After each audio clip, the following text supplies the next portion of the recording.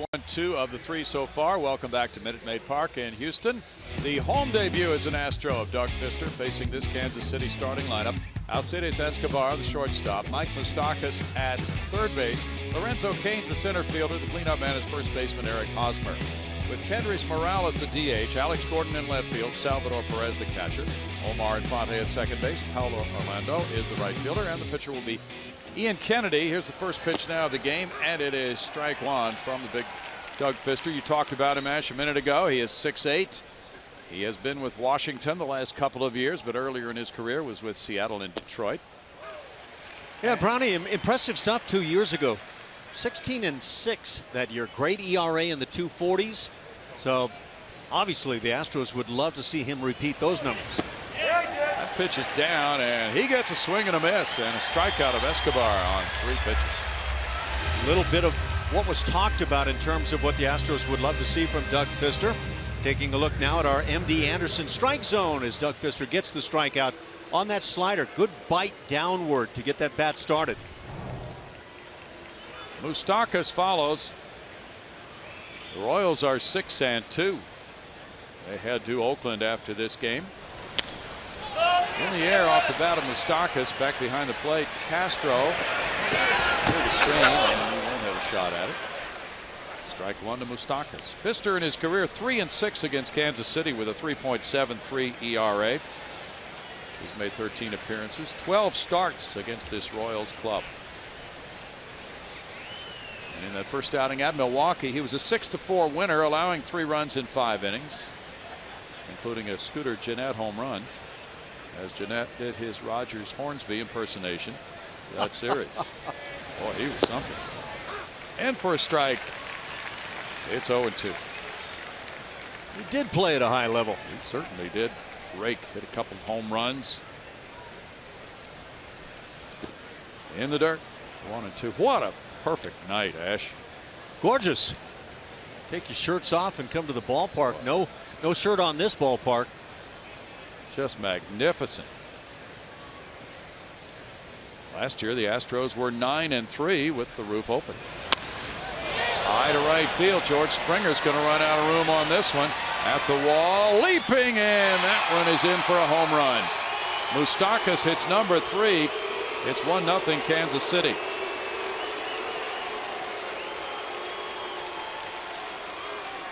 Springer had springs in his legs, but that one was a little too far for him to get a glove on it. Taking a look now at our mattress firm Supermo as we watch home run number 3 on the year from Mike Moustakas. Slider, you can see that rotation, the spiral rotation, just left up a bit, and Moustakas able to get to it. That lack of velocity causes Doug Fister to have to be very sharp at all times. Big cut by Lorenzo Cain on a breaking pitch. There's Springer. Well, you're right, he did get up.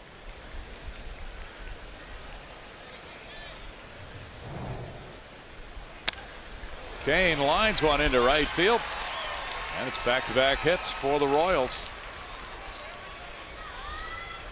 Cain's 3rd hit of this 4-game series. He's aboard for Eric Hosmer now. Cain has had a big 3-run home run in the series to help win a ball game for KC. That was gorgeous hitting going the other way. After the big cut on that first pitch, he took it the other way on that second one. Now it's Hosmer.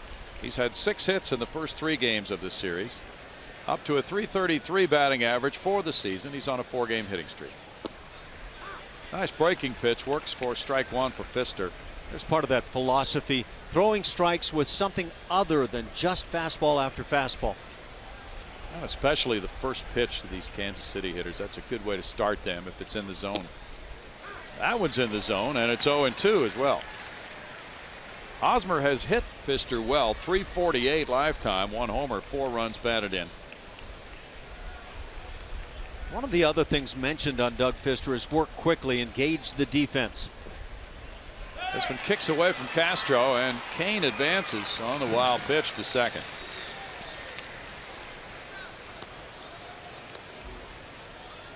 First wild pitch for Fister this season puts Cain in scoring position, and the count is 1-2 on Hosmer. Kansas City club has been the best road team in the majors since 2013, winning 135, losing 110.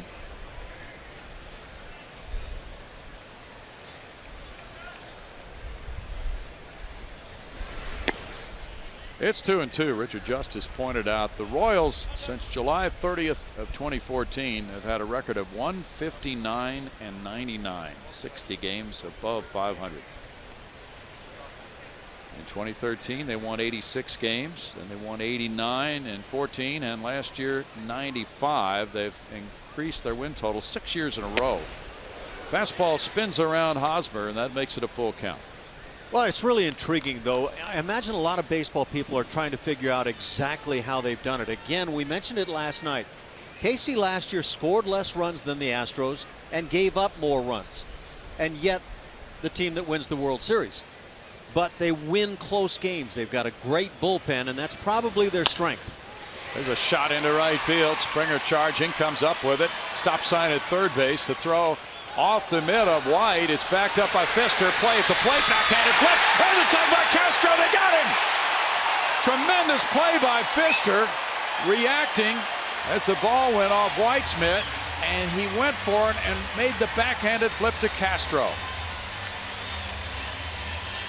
The Astros lost a ball game last night in good part because of a play that's similar. A pitcher trying to make kind of the spectacular play, and maybe last night it didn't need to be made. Tonight the play by Pfister with the little backhanded flip, just ideal, and comes in a slot early in the ball game that can really change things. That's a gem. A lot on this throw from George Springer, but offline, and it gets further offline once Tyler White can't come up with it. Well done by Castro on the tag. Hosmer went to second base on that throw. Now Kendrys Morales with strike one. Watch it all day long. And yeah, you're right. For Jason Castro, that's one of those plays where you've got to go one-handed. Dive, get the extension that the one-handed play gives you, and hope for the best. Line, and Altuve couldn't catch it. He throws to first and gets him anyway. Ball's flying all over the park here in the first inning. The Royals wind up with a run on 3 hits. They leave a man, and they're in front 1-0.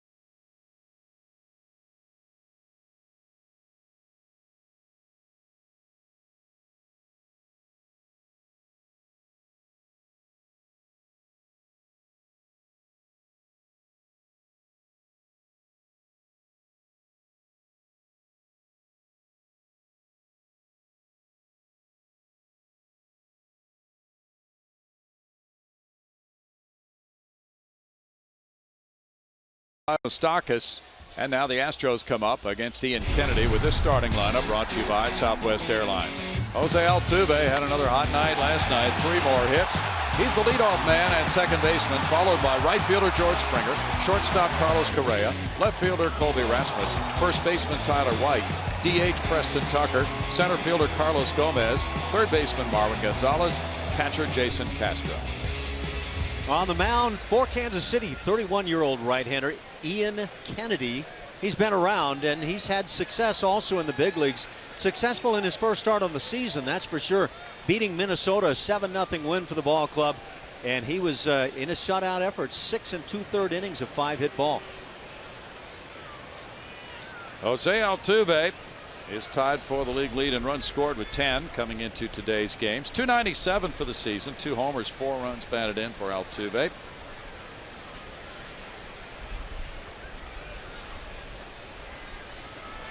Ian Kennedy really dialed it up in his debut with the Royals.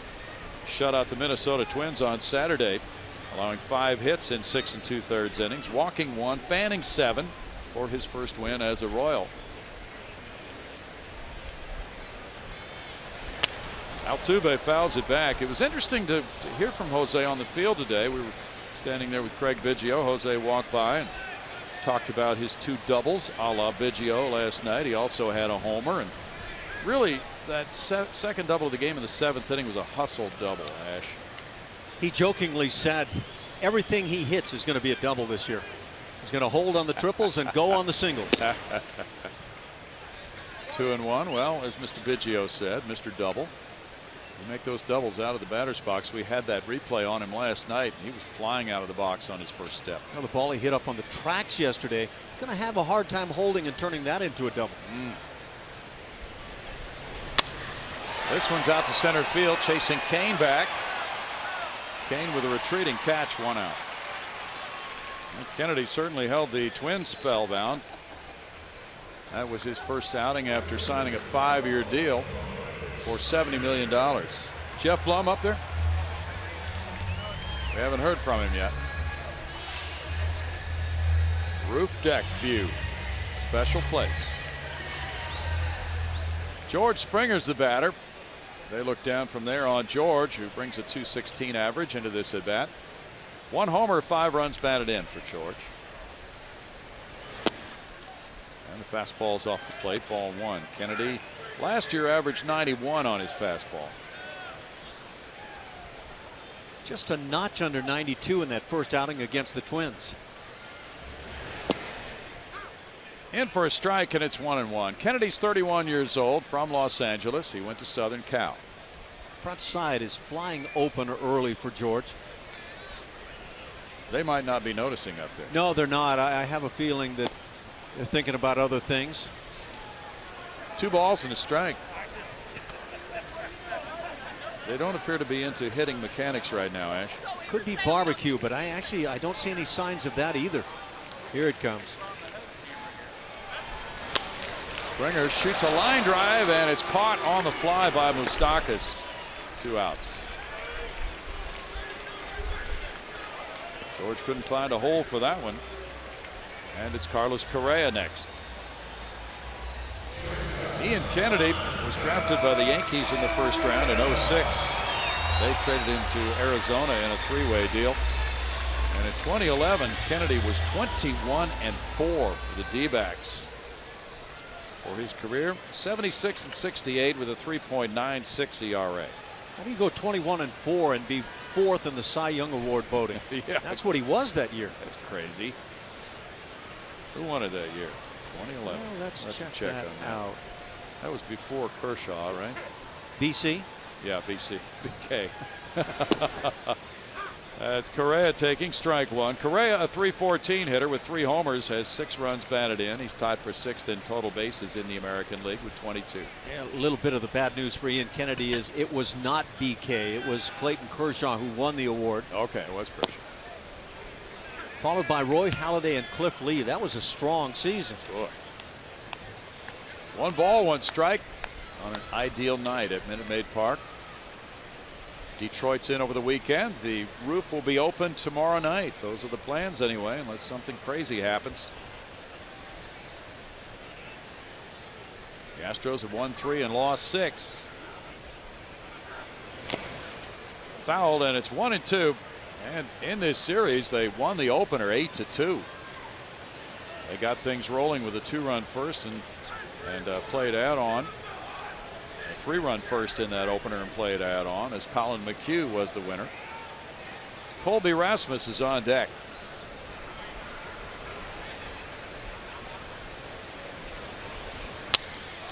Out to center field. Kane turning for the catch for a 1-2-3 first. 1-0 Kansas City.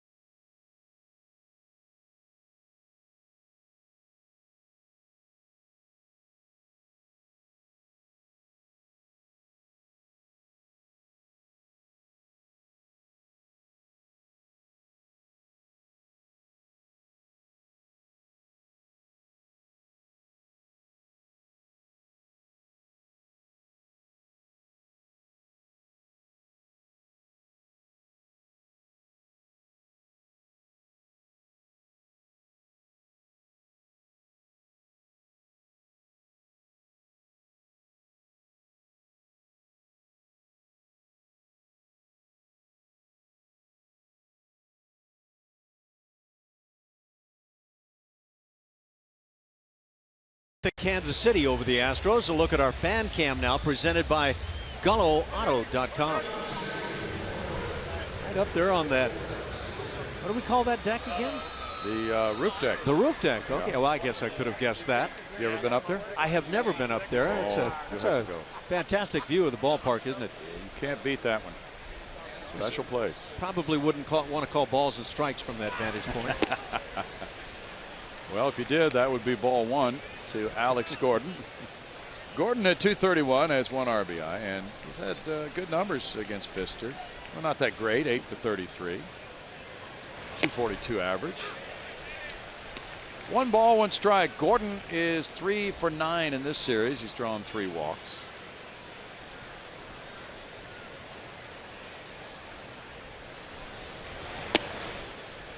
Pfister gave up some hard hit balls in that first inning. He helped himself on that play at the plate. 2 balls and a strike. Helped his teammates in a big way too with that fine play. That fastball right now is running between about 83 and 86.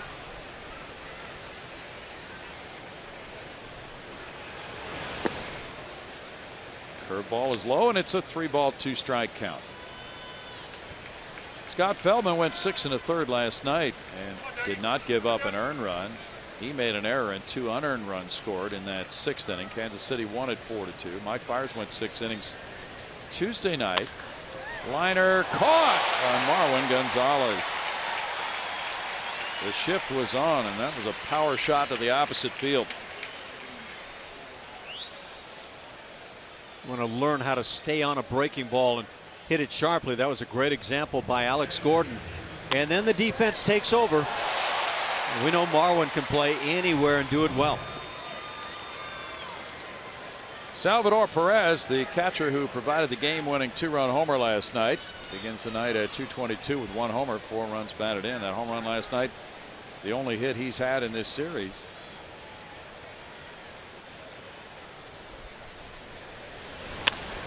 He rolls that one to third. Marwin Gonzalez here. On to Tyler White. A reminder now, as you enjoy a cold one, to look forward to Miller Time later in tonight's game. It's brought to you by Miller Lite.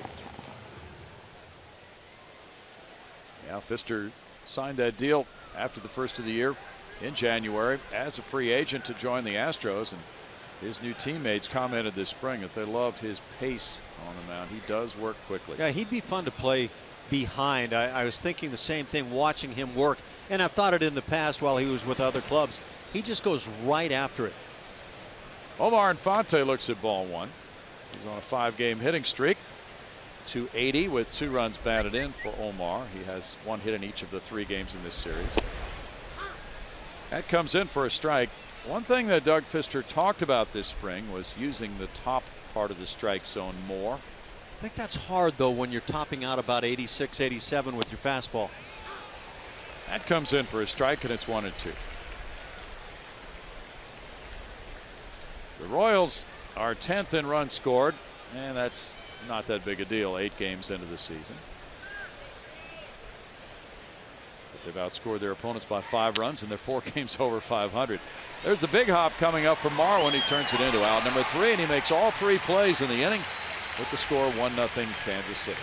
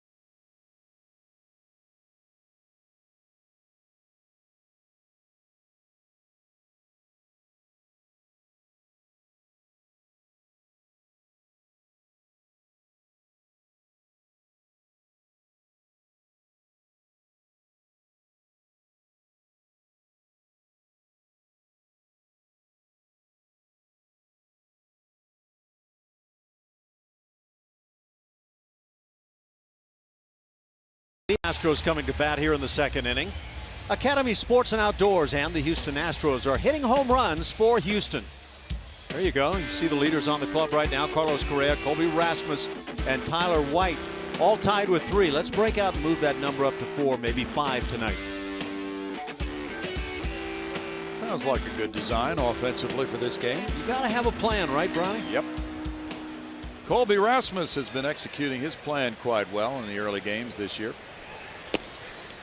Upstairs, ball 1 to Colby, a .333 hitter with 3 homers, 7 runs batted in. He is 7th in on-base average and 5th in slugging in the American League, to go with those numbers you see.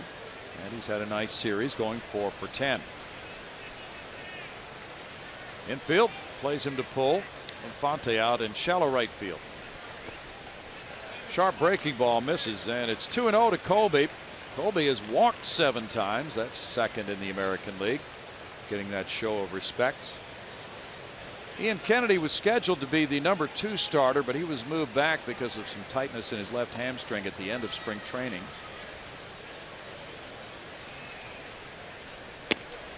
It certainly didn't deter him from that excellent start against the Twins on Saturday.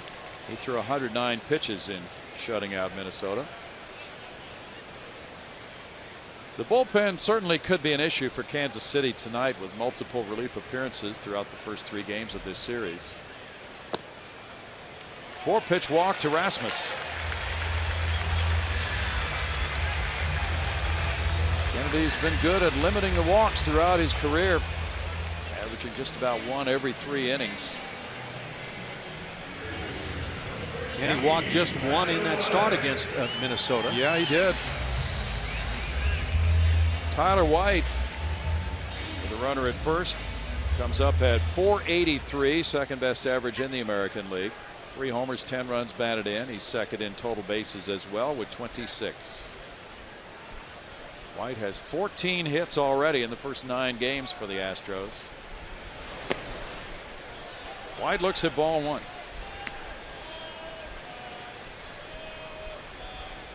If his family is keeping a scrapbook, it's probably already half full. I was thinking they probably, you go back to spring training and all, they've got a loaded book. They might have a few books. It's 2 balls, no strikes. What a special time, too, for his family to be able to go to Yankee Stadium and see that debut. Gorgeous view from there. From the top of the old train station. Trains used to come into Houston right into that very building. Right there for a strike. That makes it 2-1 on Tyler White.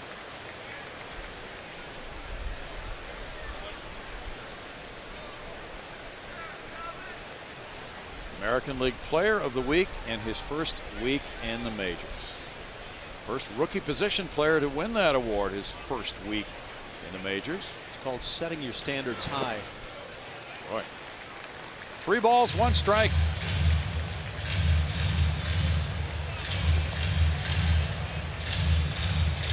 Well, these 2 teams have 1 more series to go against each other, and that will come at Kansas City in June 24th through the 26th.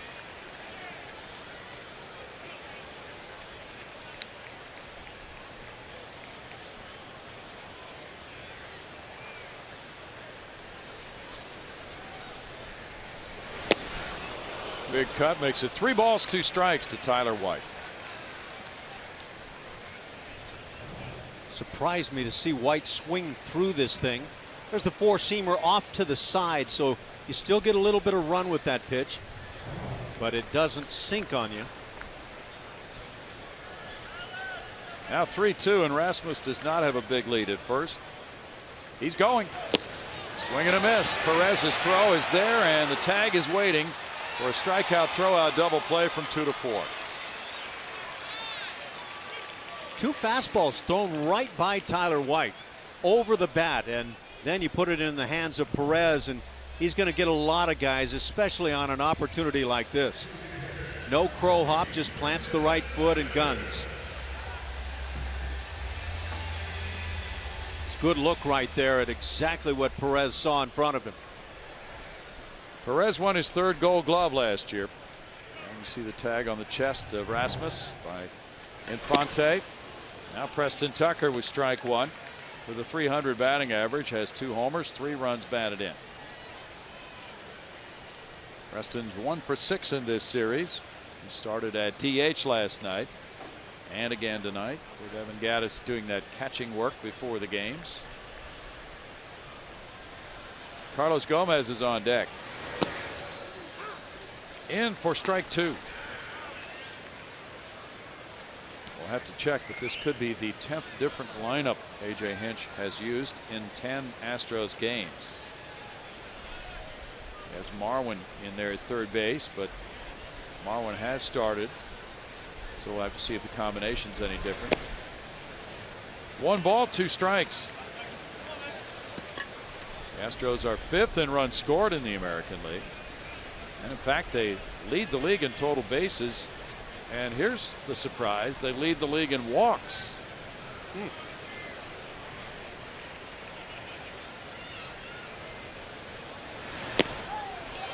A punch out is number 2 of the night for Kennedy, and after 2 innings it's 1-0 Kansas City.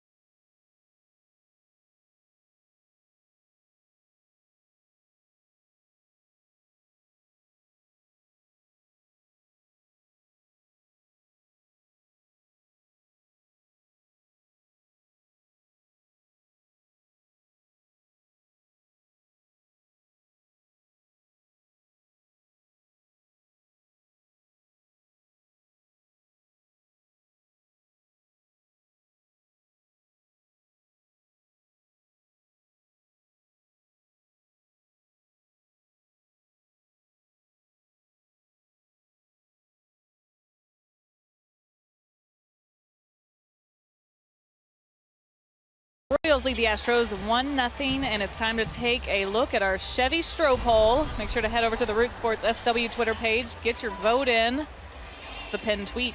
Today's question, which Astros outfielder makes the best catches? This is tough. Carlos Gomez, Jake Marisnick, George Springer. They've all made some pretty highlight reel-worthy catches for the Astros. We're going to show you some highlights with the winner later. Let's go to Brownie and Christy in the booth. Yeah, Christy Feliz joining us. Thanks, Julia. And Christy always tells us what's coming up on the weekend games. In this case, the Detroit Tigers are here. There's ball 1 to Paulo Orlando. And Detroit brings a very good team to Minute Maid Park. And just like they're bringing a good team, we're going to bring a good lineup of giveaways for our fans this weekend, too. I've got some to share with you guys here tonight. And I'm going to have to do it in quick order, it looks like. We're working fast this time. Go for it. We're going to start off on Friday the 15th with our first Friday night fireworks of the season after the game with a Songs About Texas theme. So we're really excited to bring those back. But to kick it off, it is Jackie Robinson Day.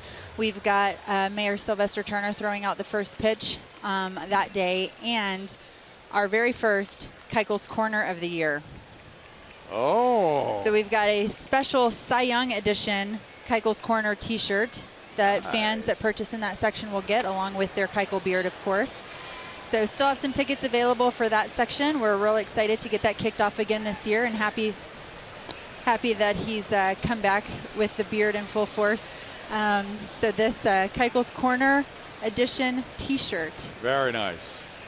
Cy Young. Cy Young edition t-shirt, yes. So happy to get that started again. And that's presented by Houston Methodist this year. So happy to have them on board with us for this season and that promotion. And then moving into Saturday, we'll have our trucker cap giveaway, and that's presented by the Smile Generation. A good looking trucker cap here for anyone who wants to wear it around the pool this summer. It's a great looking Houston skyline on there. So I think this really matches what you've got on tonight, Brownie. You should wear this the rest of the I love the netting. Yeah, it's going to be cool for the summer. Exactly, You're right. exactly. Well designed, well designed. So that'll be on Saturday. And then we'll end it on Sunday with a green tote bag, which is presented by Houston Methodist as well. It's a nice green tote bag you can take with you to the grocery store. Pretty good quality. So that'll be our Sunday giveaway. Well, that's pretty large, too. It is. You can fit a lot in there. It's brought all of my swag up in here tonight. Exactly. Yeah, perfect for that. So Friday night fireworks in Keuchel's Corner on Friday, Saturday trucker cap, Sunday green tote bag. Really excited about everything we have going on there, and also want to remind everyone with kids ages 5 to 12 that we do have our Coca-Cola Astros Buddies memberships available for you. It's a great value with tickets to games, the Buddies backpack, lanyard, and some great looking kids socks. George Springer is our featured Buddy of the Year this year, so we're excited to have him on board. So you'll get newsletters with fun facts about George and lots of good stuff. So be sure to check that out at astros.com/buddies. Sounds great, Christy. Good fastball there. Pfister made a nice play to get Escobar, and then Tyler White helped him out at first with the scoop. And it's 1-2 on Moustakas. And this weather is a gorgeous promotion in itself, isn't it? It's really amazing. It's great to see the roof open. Yeah. The weather cooperated with us tonight, so hopefully it'll cooperate with us again tomorrow with an open roof for those fireworks, like I said. Yeah. 2 balls, 2 strikes. It's a wonderful opportunity to come out on the first home weekend of the season. Absolutely. And if you've not been to Keuchel's Corner yet, I highly recommend you check it out. It is incredible energy in that location, super fans backing our ace, and if you've never worn a fake beard in your life too, I think that's something that everyone should try. And to be able to honor his Cy Young Award with this special edition t-shirt is really great. We're looking forward to this promotion all year long too. We'll have a few different t-shirt designs throughout the season, so really encourage folks to really pay attention to whenever he's getting started, and we'll have different t-shirts throughout the year. And he was 15-0 at home in the regular season. Let's see if we can start that again, shall we? Thanks, Christy. Thank you. Look forward to the weekend. Line drive out to Rasmus, retires Moustakas, 1-0 Kansas City. Back in a moment.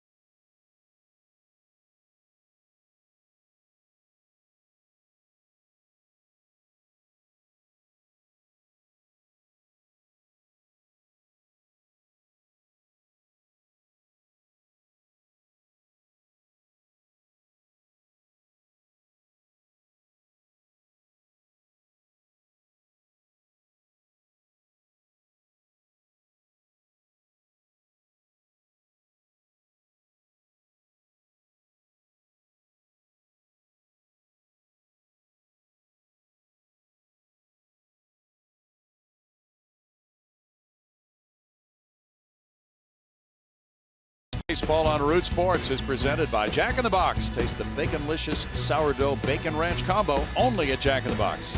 And by Southwest Airlines. Transparency, low fares, nothing to hide. Alan Ashby back with us. Christy Feliz told us about the weekend. This is the 10th different lineup that has been confirmed now by A.J. Hinch in the first 10 Astros games. 1-0 Kansas City, and it's the 7, 8, 9 hitters. Carlos Gomez leading it off in the bottom of the third. Carlos with a 188 average, has no homers, no runs batted in. 3 for 9 against Kennedy in his career, with 2 runs batted in against Kennedy. And the fastball works for strike one. You mentioned earlier, Ash, he's throwing in the low 90s, but seems to have some hop on that fastball tonight. He's had good location as well. Number of pitches that he's missed with, talking about Kennedy, just out of the strike zone, but he's bringing the quality pitches. Shortstop Escobar goes out and calls for it. One down for Kennedy. Of course, we know that Carlos Gomez has been scuffling with the bat, and right there, that first pitch that he swung at, the left hand came off the handle. That's unusual. Marwin Gonzalez is the batter, starting at third base tonight. Luis Valbuena getting a rest. Marwin is hitting .091 for just a few at-bats this year. He was out for some early hitting, as was Luis Valbuena. Marwin was a pinch hitter last night, hit a fly ball that was caught in the 9th inning. He takes, and it's a strike. He looked really good hitting in spring training this year. Swung the bat great from both sides of the plate, hitting with power. Played, I was going to say solid defense, but really spectacular at times. Yeah, that's not a worry with him, is it? Not a bit. This is his third start of the year. He started once at first base. This is his second start at third base. Fifth opening day roster for Marwin Gonzalez, who takes that one in the dirt, and it's a 1-1 count. Marwin is a .292 career hitter against Kansas City pitching. Jason Castro is on deck. Well, the Detroit Tigers are now 4-0 on the road. They're off to a 6-2 start. Jordan Zimmermann led their shutout pitching today. Well, he was a shutout pitcher, but they didn't throw a shutout. They beat Pittsburgh 7-4. But Jordan Zimmermann really could be quite an acquisition. He gave up no runs in 6 innings. He has an ERA of 0 in his 2-0 start. Miguel Cabrera healthy for 162 would be a big acquisition. So it's going to be Alan Ashby, Jeff Blum, and Julio Morales this weekend for Friday night, Dallas Keuchel and Mike Pelfrey.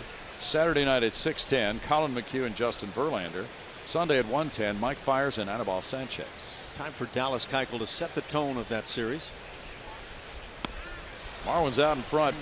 It's 2-2. It's a changeup. We haven't seen a lot of that to this point, but effectively thrown there on a 3-1. Yep. That's a pitch. That count, hitter would like to get a fastball, and he didn't. So we call it a changeup, but that's that splitter grip. Throws it from a 4-seam position as well. That's unusual. Kennedy has pitched great in both of his career starts against the Astros. He's won both with an ERA under 1. Tapped out to second for Infante. 2 down. In fact, he beat Roy Oswalt in 2010 here at Houston when he was with Arizona 1-0. And then he had another win here at Houston in 2012, giving up 1 run. So Kennedy has really been at his best in those 2 starts. 2 down, and it's Jason Castro back. Castro hit a triple last night, his second triple of the young season. 136, no homers, 1 RBI. He also drew a walk in that game. He came out for a pinch runner in the 7th inning, Jake Marisnick, who scored the tying run. And then Eric Kratz went in behind the plate. But there was a chance that the Astros would have used Evan Gattis to catch if that game had continued.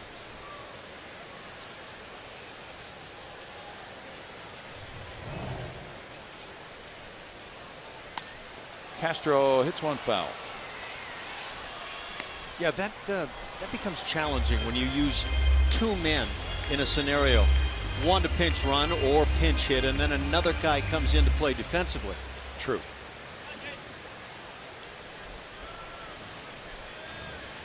So Evan Gattis continues to work on his catching skills.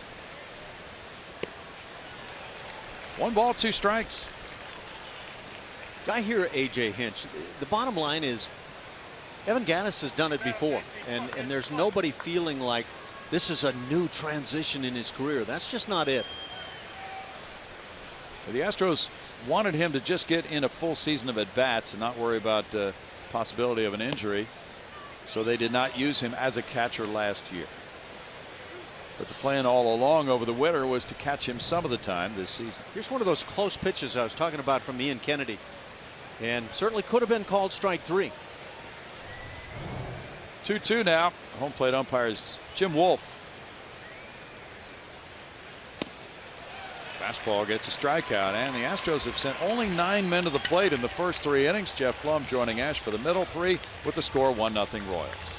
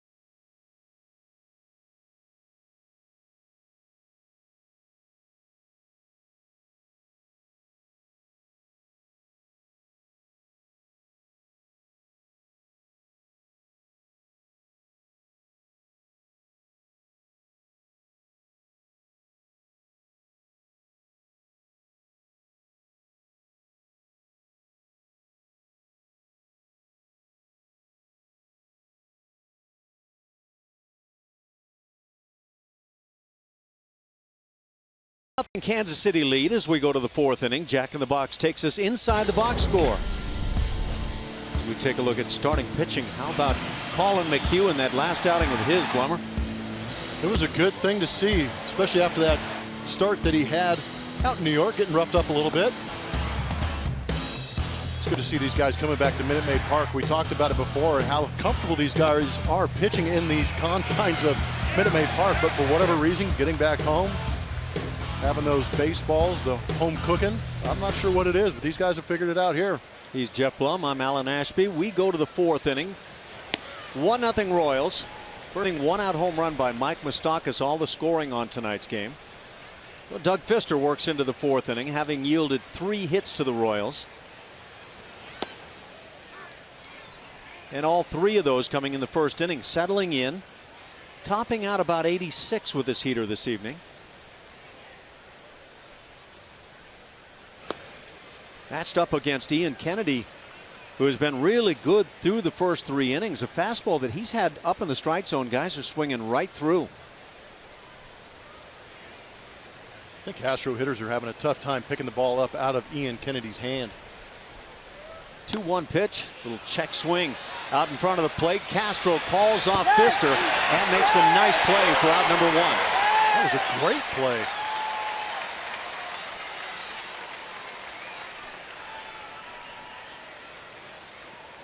Castro did a heck of a job popping out from behind there. Called off Fister early, it looked like, too.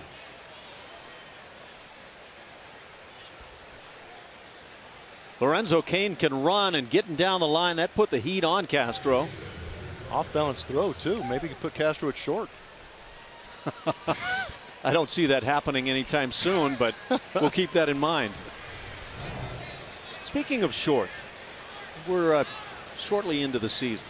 Game 10 tonight. 3-6 for the Astros. Of course, you can look at some teams off to poor starts, some good starts as the ground ball goes right side.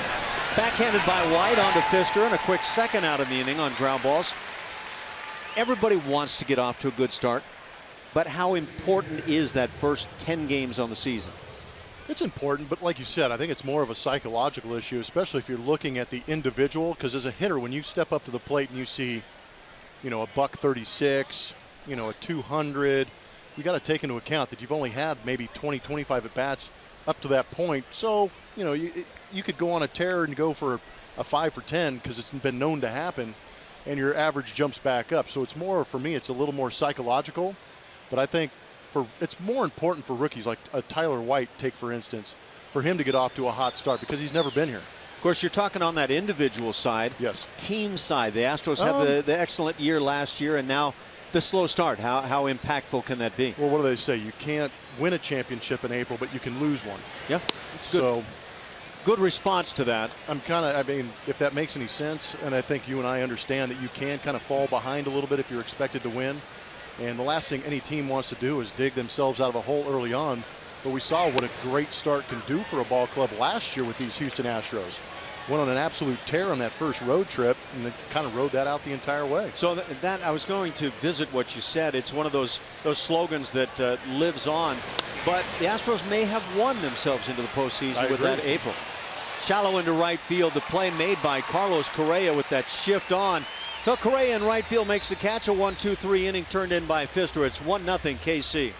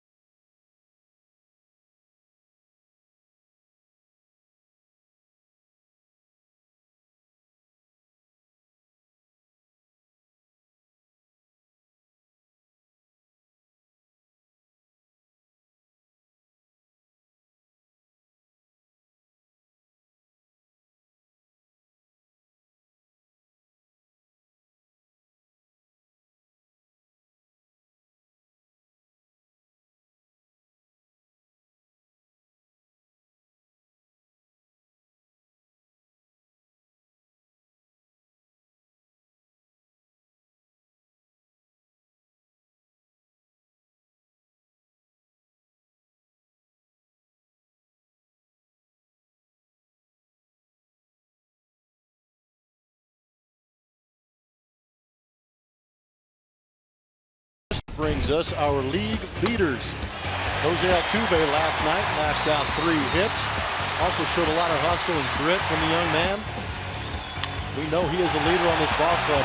Turned around a 96-mile-an-hour fastball up onto the tracks last night, providing all kinds of offense since he's broken into this league. And quite the reliable hitter.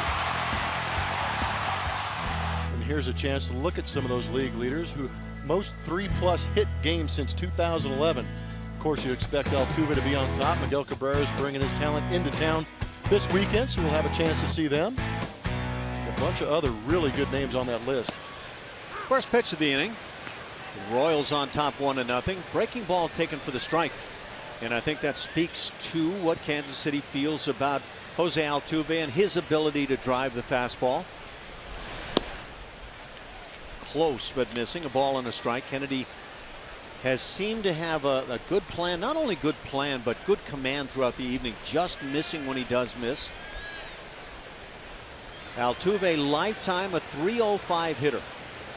He's simply become one of the game's best. He is already now in his 6th year in the major leagues at 841 hits. So he's got a legit shot. I mean, very good to get to 1,000 this year. And again, that would be 6 years in. So you can start projecting. Yeah, you really can. Get a player of this caliber, and I just don't see him dropping off at any point soon. Breaking ball called, strike 3. So he gets that outside corner. I don't think Jose likes the call at all. Out number 1. look at it. Out the edge. With a heavy diet of breaking balls in that AB for Altuve. With one out, it brings up George Springer, who lined out to third base in the first. George trying to heat things up again. 211 the batting average.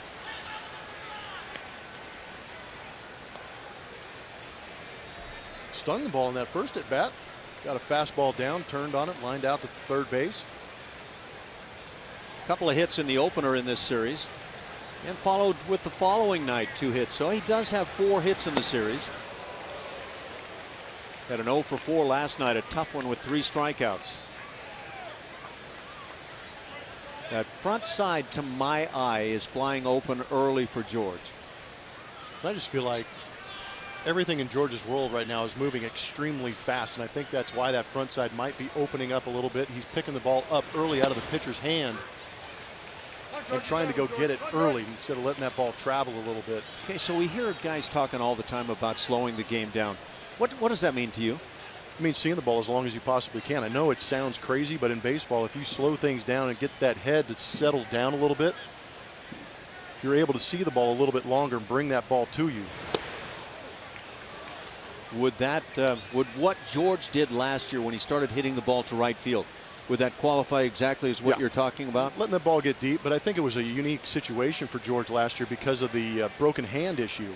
I don't think he was quite 100% when he finished off the season and knew he didn't have the power, so he shortened things up and went up the middle. Gets jammed here, hits the fly ball shallow in right center, and a heck of a play by Lorenzo Cain, who cut just in front of Orlando, sliding into that play. Just kind of hoping that one dropped for George. Might open things up a little bit. Hits a fastball, gets blown up. Kind of in that no man's land in shallow center, but Lorenzo Cain comes and gets it nicely. Yeah, and you could see at the end of that swing for Springer how he was falling backwards and talking about getting blown up or getting beat on the pitch a little bit. But yeah, if you can pick up some hits on swings like that, then you start feeling like you can move forward. I want to say that just changes the mentality a little bit. Carlos Correa at the plate with 2 outs, bases empty. First inning home run by Mike Moustakas, all the scoring.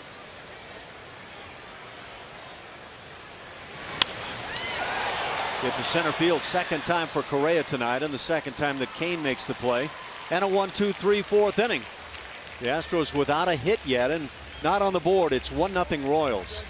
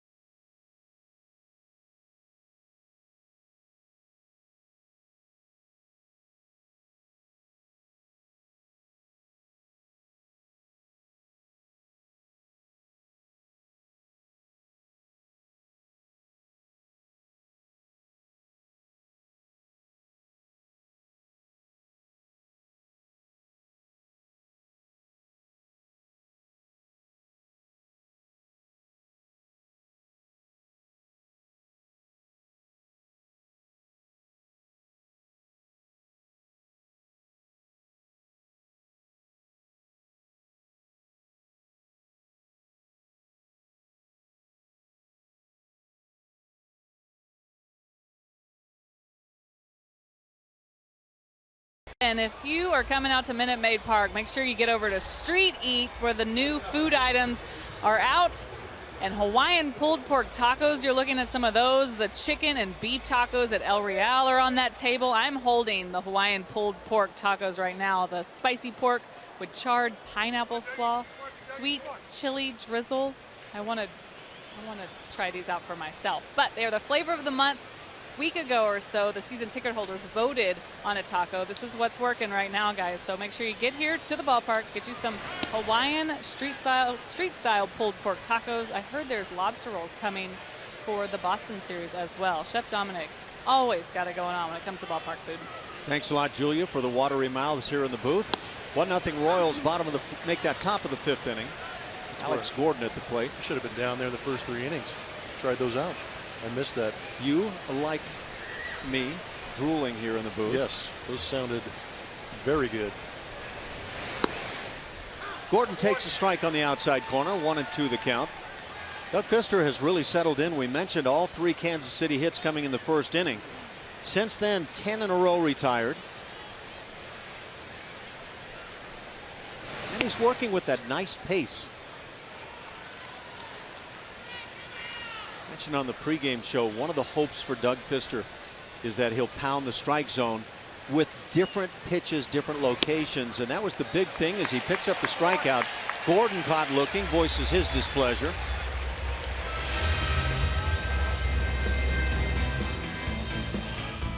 Get to look at the mix that Doug Fister goes out there with, and fastball in Milwaukee through 61% of the time. Wonder if that had anything to do with falling behind, but right now he's showing good command, going to that curve quite a bit more.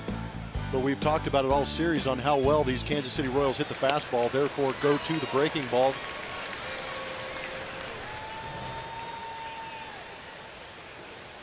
That's that 2-seam runner that comes back out over the plate. Not sure what Alex Gordon was displeased with there. Caught too much of the plate. Too much. Yeah, it ran back, it looked like, toward the heart of the plate. It really did. 0-2 the count as Fister gets ahead again. 2 strikeouts now with that punch out of Gordon. Doug Fister, 32 years of age. Came to the big leagues with Seattle back in 2009. And over his 8 seasons now in the major leagues, 3 games over 500. 66 and 63 for Doug.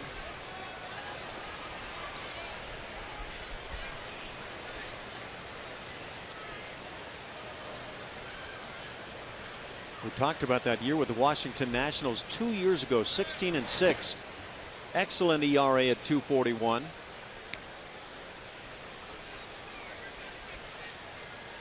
Then last year fell to 5 and 7, allowing more hits than innings by a fairly wide margin. 120 hits in 103 innings. Fister's got good postseason numbers too. Just heard a comment, and maybe because of the height, Fister's 6'8", a reminding maybe back to Scott Ellerton. Not bad. Ellerton didn't let up that radar gun, but he had quality pitches. He had a great changeup. Line shot, that's handled by Marwin at third, and 2 outs. We've seen some balls hit sharply, but just another out here. 12 in a row retired for Fister.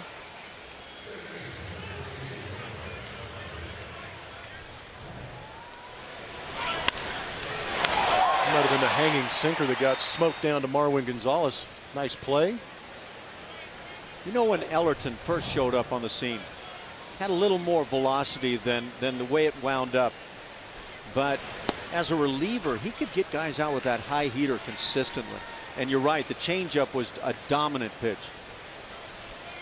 Omar Infante at the plate.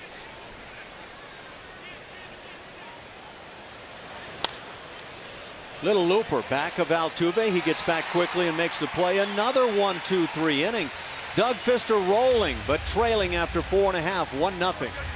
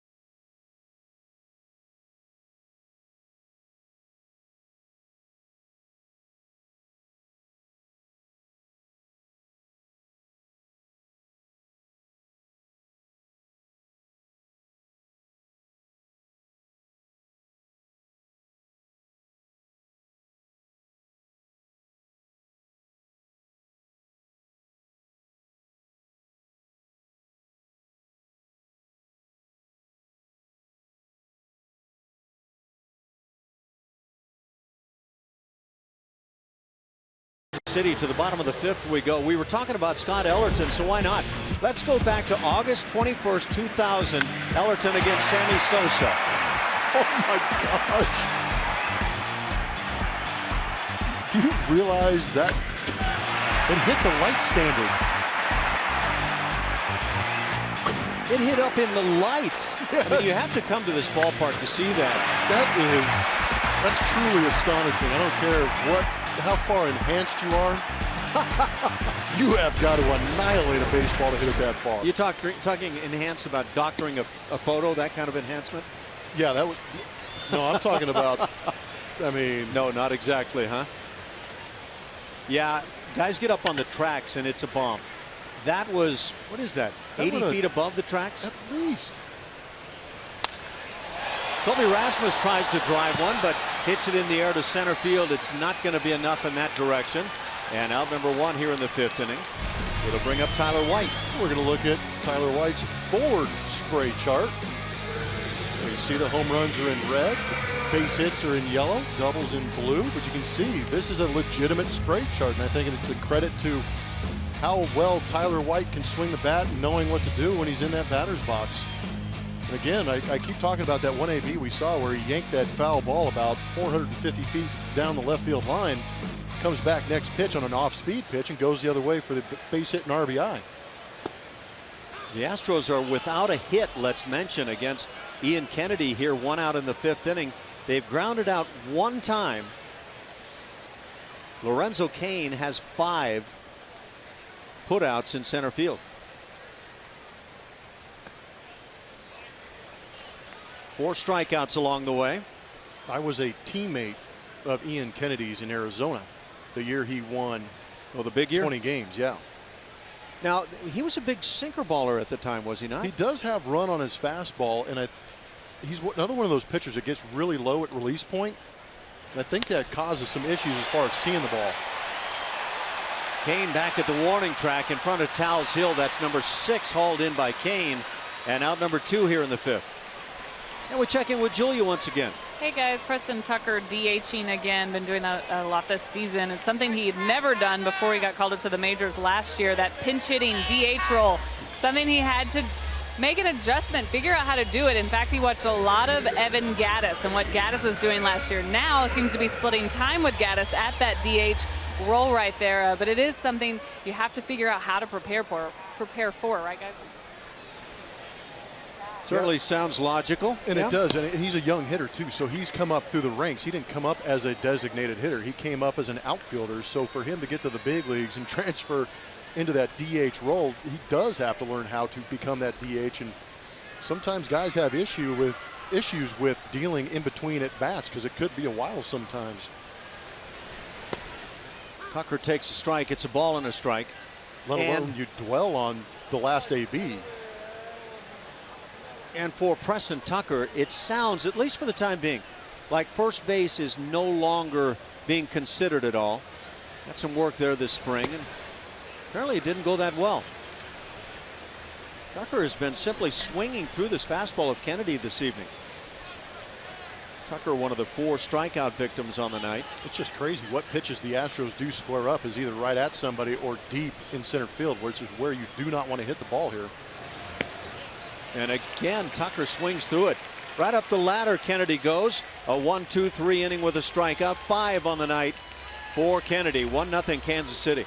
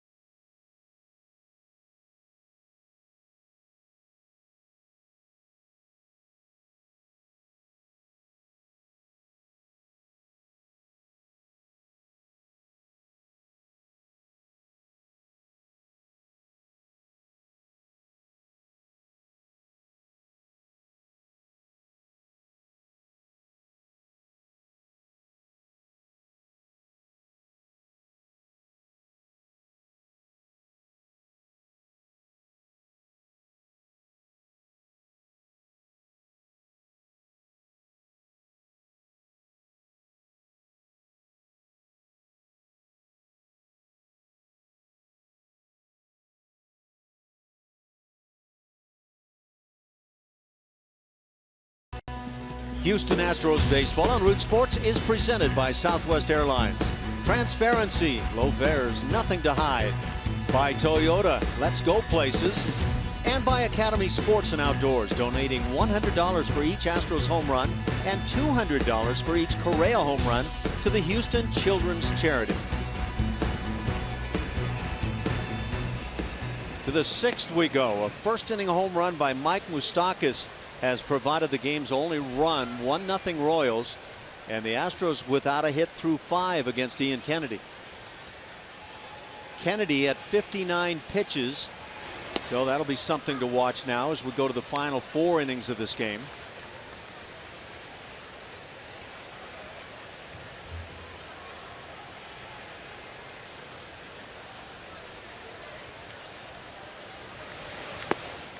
Mr. misses away. 2 balls and 1 strike. 3 hits by the Royals in the first inning, and that's been it. The only base runners against Pfister. He's not walked a man. It's been some interesting first innings in this entire series. Much of the scoring's been done in the first. Shallow into right center field, and this is going to drop beyond Altuve. And a leadoff single for the Royals, picked up by the 9-hitter Paulo Orlando.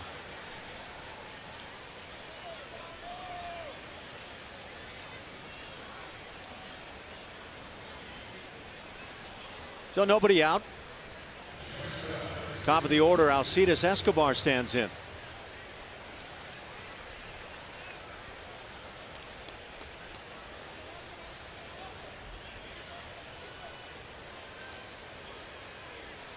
Escobar on the night has struck out and grounded out back to the mound. Curious to see if they try and start something here. They do try. They have the runner in motion. Springer goes back to make the play on the hit and run. Fires to first, but not in time. Alertly back in Orlando. And out number 1. Now you were dead on. Kansas City trying to make something happen here with the 1-0 lead. Yeah, I was going to say, we talked about how the only run in the ball game is in that first inning, but this was a situation Orlando can run a little bit. Alcides Escobar is not afraid to swing at that first pitch and does a good job of putting the ball in play. Why not try and start some? Just picked on the wrong outfielder. That brings up Mike Moustakas. He of the long ball tonight. His 3rd on the season. He also lined sharply to left field when they got him in the 3rd inning.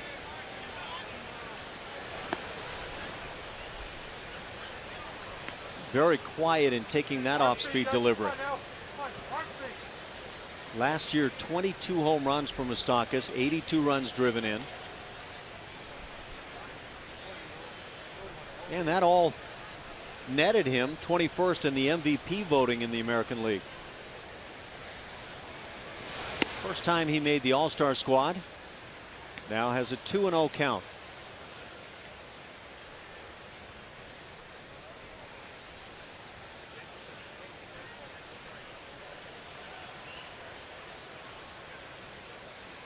So despite Pfister trailing, you'd have to say very good night to this point.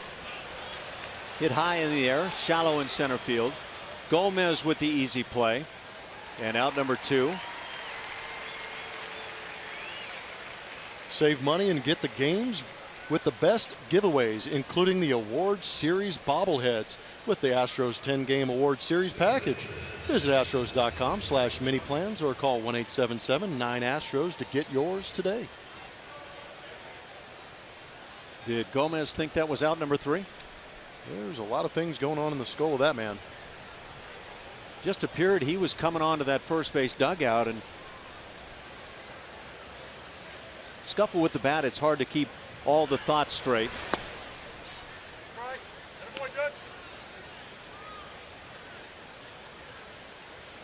One base runner for these Royals against Pfister since the final out of the first inning.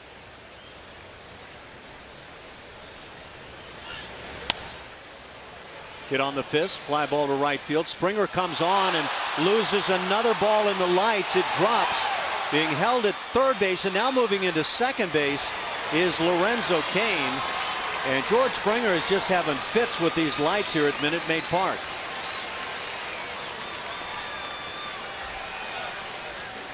Man, that's tough.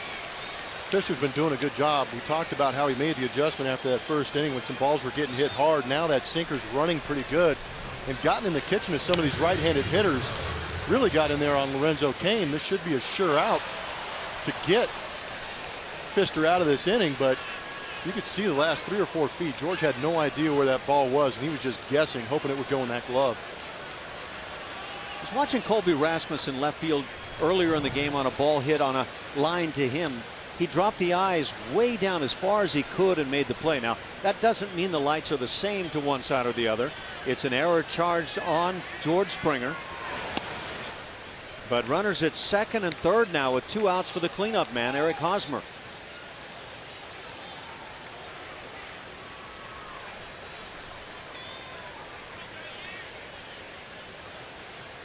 Pfister from the stretch evens the count at a ball and a strike.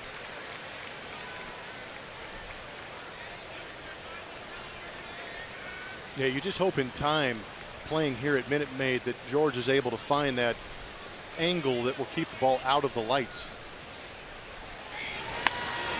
Driven to left center field. Gomez going back, not going to get there. 1 hop up against the wall. 2-run score easily. A 2-out, 2-run double by Eric Hosmer, and that advances the lead to 3-0, and all coming following that error to Springer.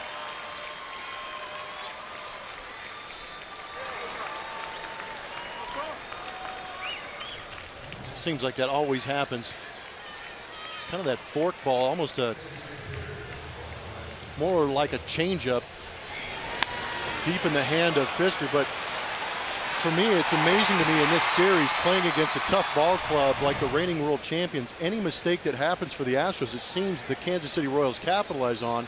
And in turn, the Astros have had their opportunities, just haven't capitalized on the mistakes by the Royals. We've talked about it tonight as we have Hosmer at second and Morales at the plate. Again, we reflect back to last year. The Royals won the World Series, but the Astros on the regular season scored more runs than KC and allowed less runs than the Royals pitching staff. And yet the Royals went on and won it all. Winning close games. That's what KC seems to do. And I don't know if that's taking advantage of situations, but when it's all said and done, they find a way to win those close ones. Morales 0 for 2 on the night. You just hope all the bad luck's getting out of the way early in the season. Get it out of the way in the first couple weeks. Turn the corner somewhere. You wonder, is there a way, or has it happened already? I don't know. For Springer to talk with the people that have the ability to alter the lights a little bit and maybe straighten things out in right field. Now, we have not seen it happen to the opposing right fielders. That's a very good point, too, that there are other teams coming in here with the similar issues. Maybe not the same trajectory on the fly balls, but there's also these LED lights in Seattle. Now, Seattle's a little bit different ballpark, and just in the sense that the light standards are much higher. It's tough.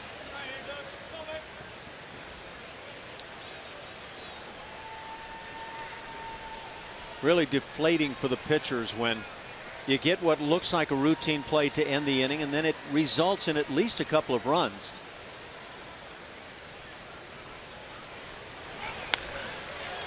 Into right center field. On the move, Gomez. He won't get to this one. It goes to Towles Hill. Coming in to score is Hosmer. Another run-producing double, this one by Morales. And the Royals now lead at 4-0. All runs here in the inning unearned.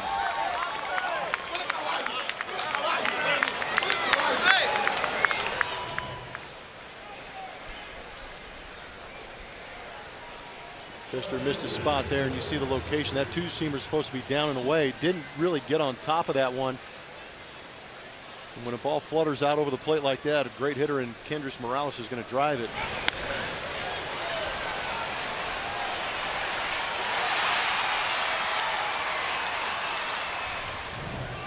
Still 2 outs. Morales in scoring position. Alex Gordon at the plate. Gordon is lined to third and struck out. One of the 2 strikeouts picked up by Doug Pfister.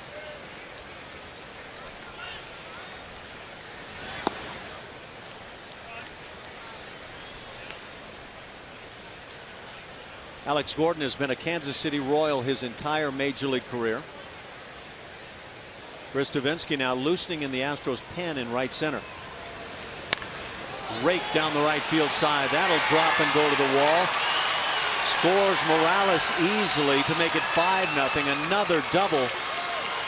That's 3 consecutive doubles, all following the error committed by George Springer.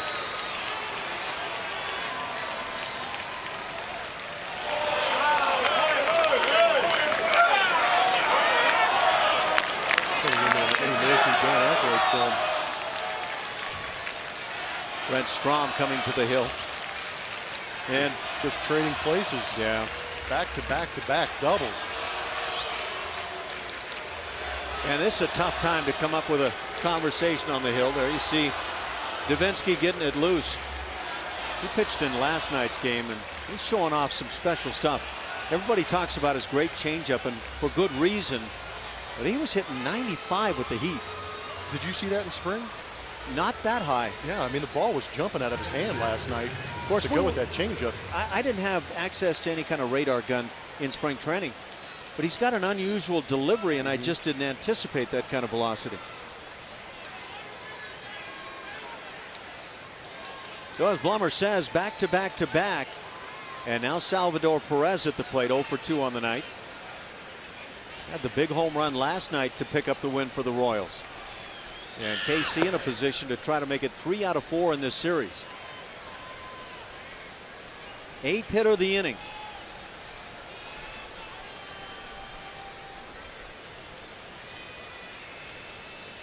All 7 hits picked up tonight, picked up by KC, make it 8. Here comes Gordon to the plate. The throw will get on by, not on line at all. That's 6-0 RBI single Salvador Perez. And all the runs in the inning, 5 of them unearned. As A.J. Hinch comes to the mound, he is pointed to the bullpen. He'll bring on Davinsky. And what a tough break for Doug Fister, who pitched until this string of hits extremely well tonight.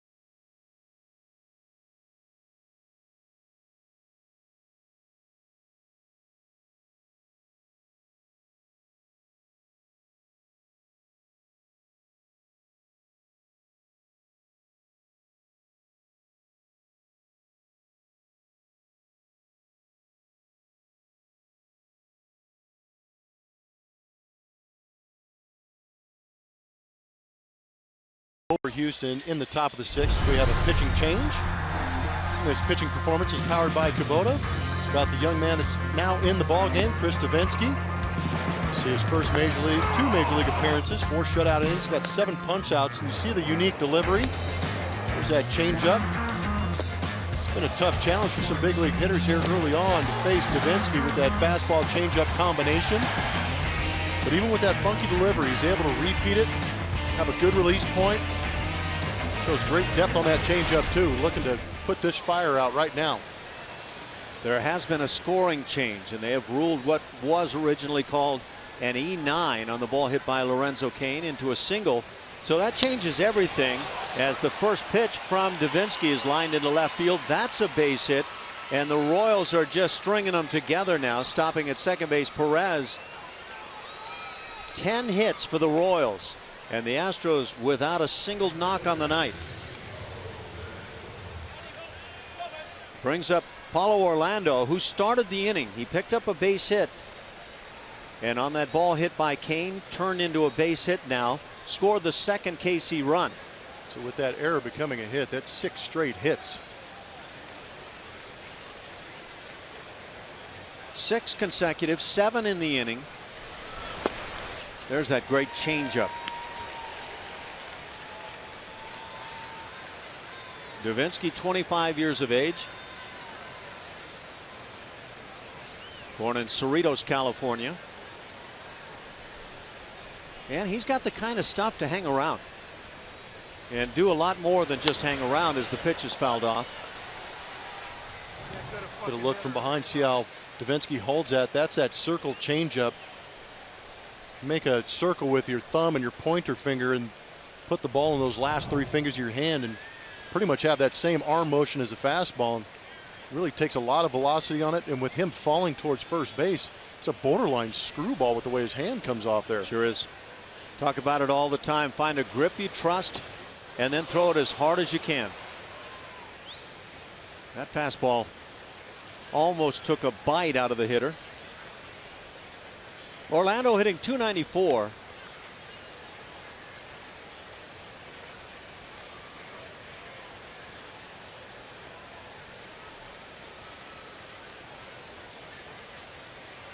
Tenth hitter of the inning, and the guy who got it all started.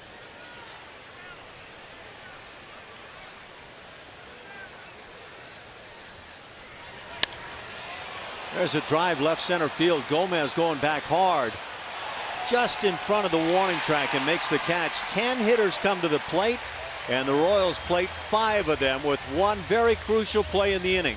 6-0 KC.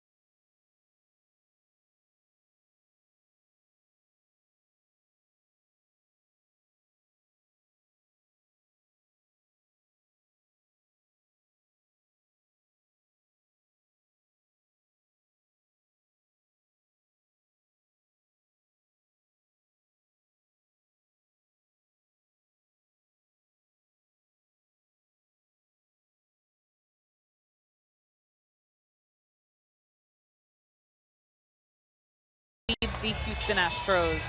MLB.com at bat lets you stay up to the moment on Astros baseball with game day, live game highlights, StatCast news, and more. Download MLB.com at bat, the #1 app for live baseball on your phone or tablet. Guys. Thank you, Julia. There's George Springer, and obviously it hurts. It hurts him. It hurts Doug Fister, the entire team. George's been battling with the lights and talks it over with his outfield coach, Gary Pettis. One way or another, he's got to get straightened out. Good guy to talk to, and Gary Pettis has a lot of experience playing a great outfield his entire career, but yeah, it's early. There are adjustments to be made by everybody. Carlos Gomez gets things started here in the bottom of the 6th inning with a base hit. He's 1 for 2. First hit of the game. breaks up that no-hit bid by Ian Kennedy, who had gone through 5 innings without anything at all resembling a hit. Had walked just one hitter. That was Colby Rasmus in the 2nd inning. And then he was doubled up on a strike him out, throw him out play. Off the end of the bat with the breaking ball. So Kennedy had faced the minimum until this moment. It brings up Marwin Gonzalez getting a start at third base this evening. This starts the ball rolling for these Astros.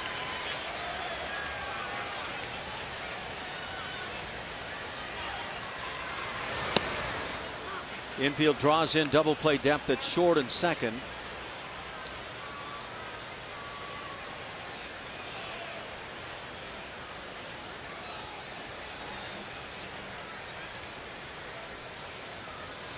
Team game, obviously, but you're hurt for guys when things just don't go right, and it's one of those nights. So the game's hard enough as it is, and when you see things spiral out of control, you definitely feel the pain. Breaking ball on the hands. Marwin with the big swing.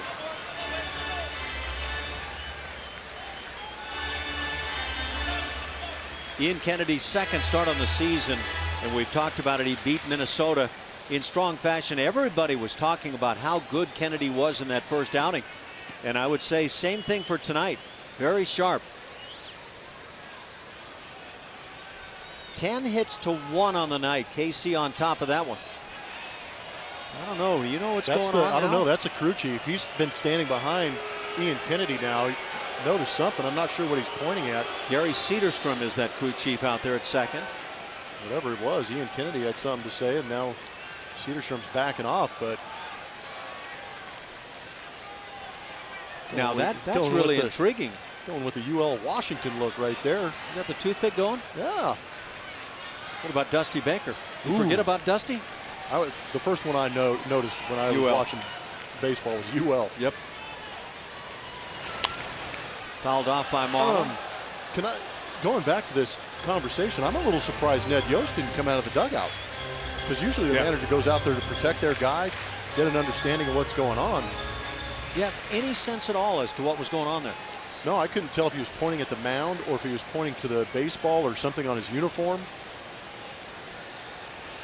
Because from our angle, I don't see any. No. You know, usually you see some of the mud from the baseball rubbed off on the pants. Or no mannerisms going to a wrist or to the neck or anything unusual.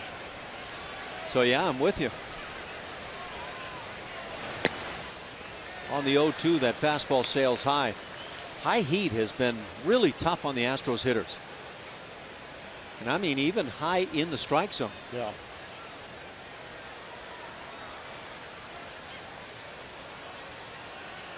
So Carlos Gomez, who has been struggling so much with the bat, picks up the first hit against Kennedy. Marwin stays alive.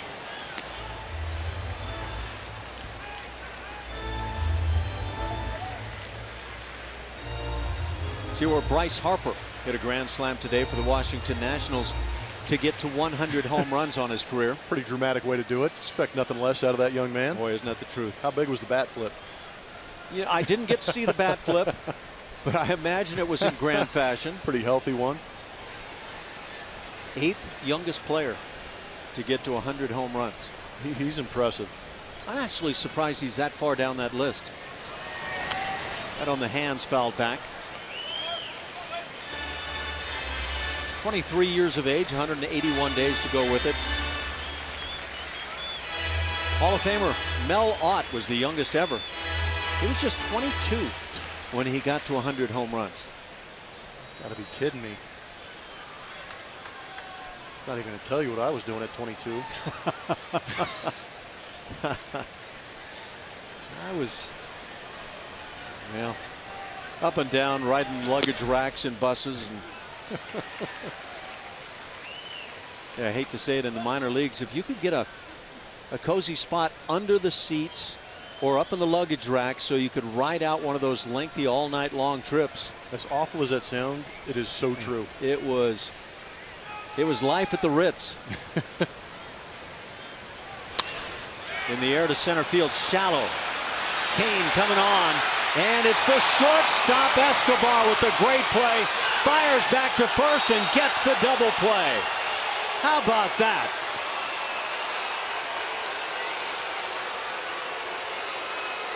Yeah, you deserve a tip of the cap right there, Alcides.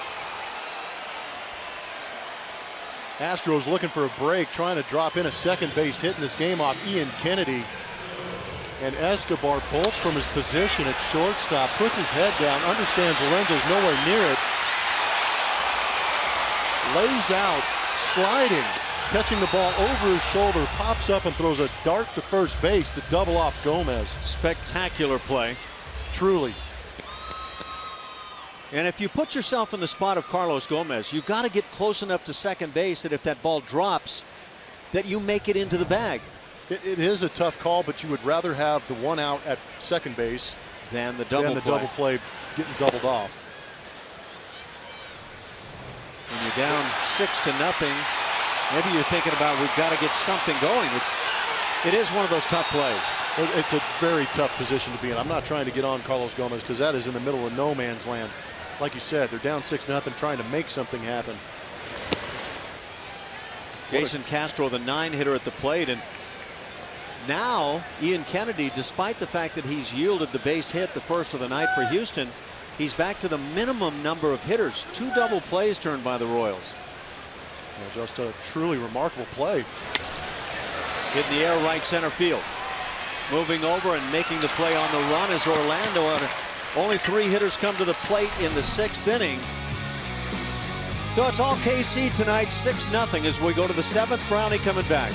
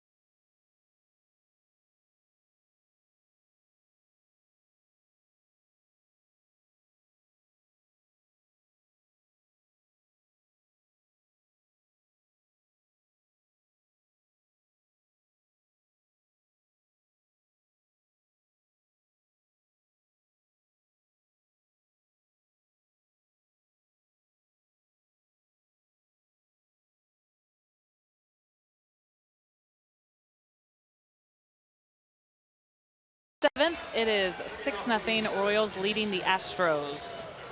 And the Geico quote of the day, AJ Hinch talking about Chris Davinsky before the game today, guys, saying he doesn't show a lot of fear, and I love how he attacks the hitters. That's what we saw last night. He did also say his velocity's up a little bit. It was up a little bit in the first couple of outings out of the pen, which makes his stuff play up. His changeup is real. You get some really funny swings. They're hoping for more right here. Back up to you. Thanks, Julia. So it's Davinsky out there and trying to put a stop on this Kansas City club here in the 7th inning. After the Royals had the big inning in the 6th. 5 runs on 7 hits, sending 10 men to the plate. Alcides Escobar is in the box ready to go. Escobar 0 for 3 in this game. It's probably a fight at the bat rack with the Royals right now. Well, they can get into a feeding frenzy with the bats, can't they? Yeah, we've tried every combination we can up here. Hopefully this one works out. Exactly. We may have to buy a donut out here outside at the concession stand. Strike 1 for Devo, as they call him, Chris Davinsky. 3rd major league outing. Boy, the first 2 went really, really well. Now back-to-back outings for Davinsky. And we've been hearing about his resilient arm, so we're checking that out tonight. Struck out the side last night in the 9th inning, and he needed 13 pitches in that frame. He gets a foul ball there. 1-2. An interesting story about how Chris Davinsky had such good progress last year at Double-A, and then wound up winning that Triple-A championship game. Now finds himself in the big leagues. Things have happened quickly for Chris.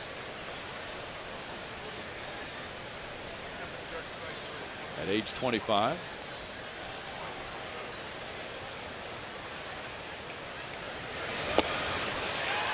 He got that one in for a strikeout.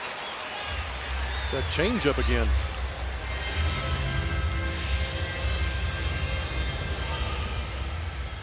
Good look from behind to see that action, but the depth on it, just diving. A lot of emphasis on that middle finger, but the way, again, the way he falls off towards that first base side and the way it comes out of his hand is borderline. I mean, it really runs back towards those right-handed hitters. Yes, it does. Moustakas is 1 for 3, a homer in the first. A strike one to Moustakas. So if you're right-handed batter, it almost looks as if he's delivering that from near the first base line, right? It's coming back at you from there. Yeah, it is not a typical angle for a pitcher to be coming after you.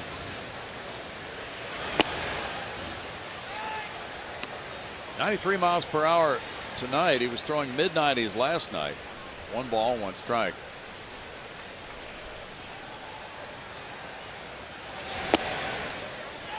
That one just a shade inside, apparently. That makes it 2-1 for Chris Davinsky, working to Moustakas with Kane on deck. And there's a good look at it. He's over on that first base side, too, so it's got to feel like he's coming out of that right hip pocket of Moustakas. One of those pitchers that really tries to create some angles to make it tough to pick up at home plate.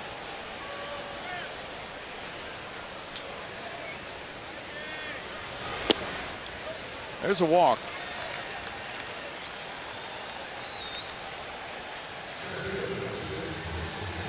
Make memories at an Astros Sunday home game with family-friendly activities presented by Kroger. The first family Sunday of the season is this Sunday's game against the Tigers. For more info, visit astros.com/Sundays or call 1-877-9-ASTROS. Brad Ausmus, who just had a birthday, bringing his Tigers in to start that series tomorrow night. Sunday it'll be Mike Fiers against Anibal Sanchez. Lorenzo Cain takes a look at it, and it's ball 1. Cain was credited with a single in the 6th inning. Initially, that was ruled an error on George Springer. Later changed, so that makes him 2 for 3 tonight. And that made all the runs, all 5 of them, earned. Otherwise, they all would have been unearned had that been an error. So it's a big change in a pitcher's ERA. But it's a difficult call for the scorer when a ball is lost in the lights. It really is. You want to protect the pitchers as much as you can, but at the same time, when you watch the replay and there's no glove put on the ball, it's really tough for those scorekeepers to give the error. Foul back. So it points out that not all earned runs are equal, right? Yeah. But there were several behind that misplay in right field, unfortunately. Right. And that's the other point, that pitchers would tell you it's on them after an error to pick up the club. Yeah, and nobody feels worse than George Springer, too. I mean, it's, yeah, that's a bad feeling.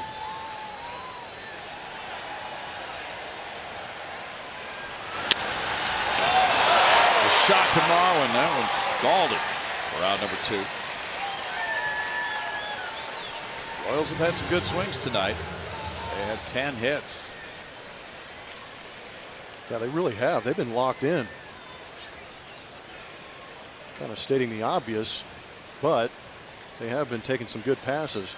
You know, we talk about unearned runs, Blummer, and I think more importantly, maybe we should talk about plays not made sometimes. Eric Hosmer has driven in a couple. He's 2 for 3 tonight. Towering fly, shallow left field. Marwin Gonzalez with the catch to end the top of the 7th inning. No runs, no hits, and a man left. And it's 6-0 Kansas City.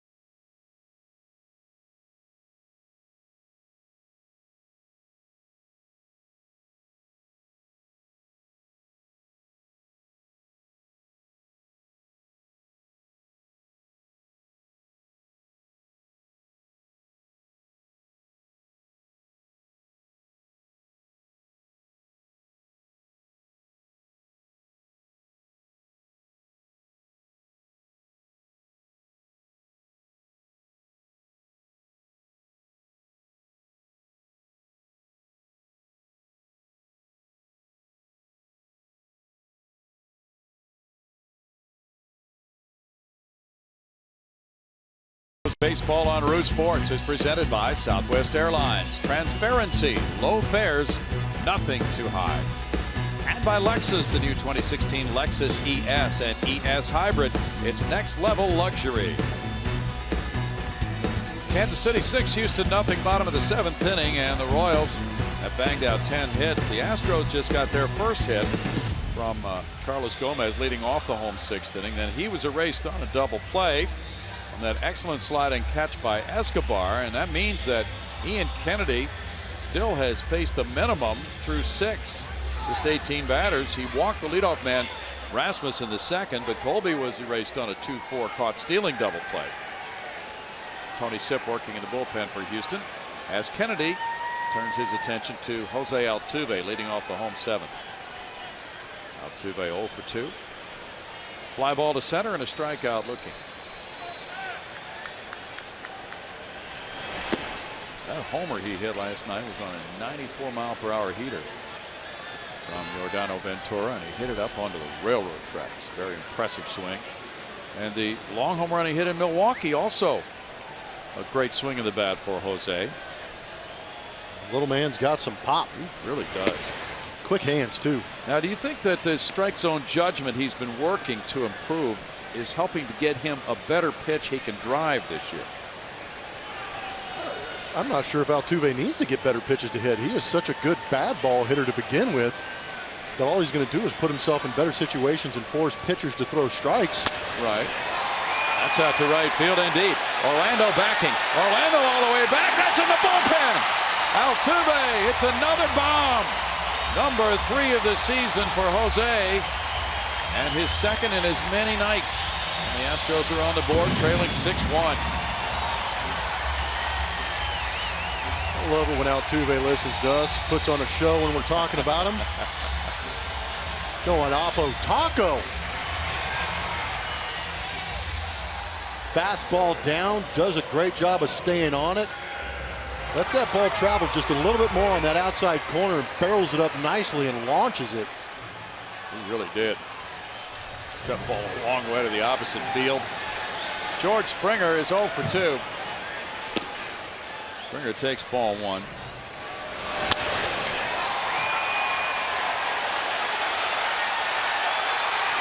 Man, turning on the power stroke early here in the season.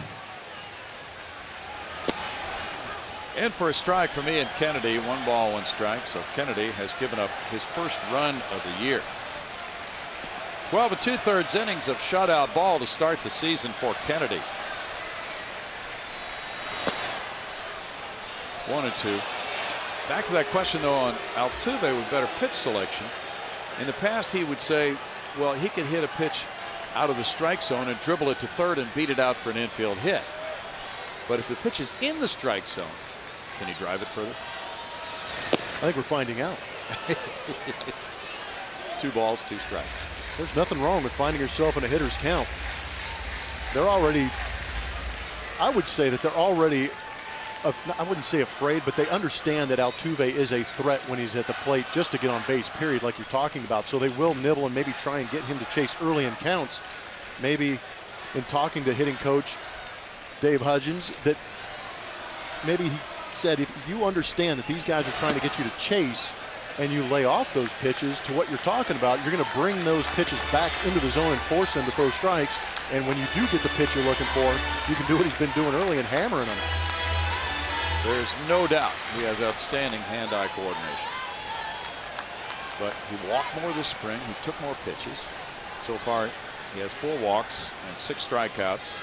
That's pretty good balance for the first few days of the season. If he walks, he can steal a base. Pitchers know all these things. And it seems that he's getting just a little bit better, though. And that's hard to do with the bar being set so high by Jose Altuve. And that's what I would almost said. It's amazing to me to watch a player like Altuve get better every year. I mean, he's starting off again saying that he's going to do a little bit more than he did last year. And the last 2 years, he's done phenomenal things at home plate. Springer with a drive headed for foul territory down the right field line. Will stay at the plate with a 3-2 catch. So those guys who do what he's doing get a little bit better after winning a batting title. Those are the great players, aren't they? Yes. Yeah, I think he's thrusting himself into that situation. Ash was talking about, I believe it's 6 years in the league now, 800+ hits. He has the ability this season, if he keeps hitting at the rate he is, he'll go over 1,000 this year. That is phenomenal.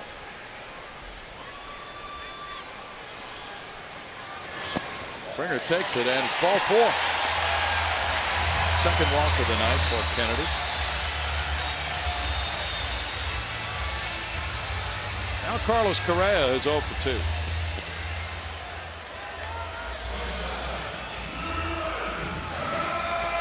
Correa has 74 runs batted in for his career, and no Major League shortstop has ever had more through the first 108 games. None in history. 0. Nada.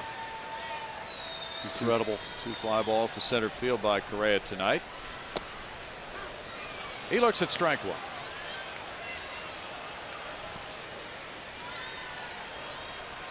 The Astros would love to put up a big number here in the 7th inning, down by 5. Rasmus on deck.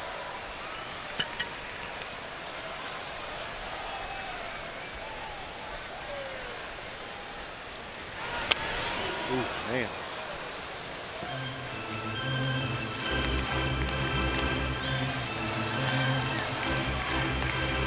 I think Carlos was looking on that outer third.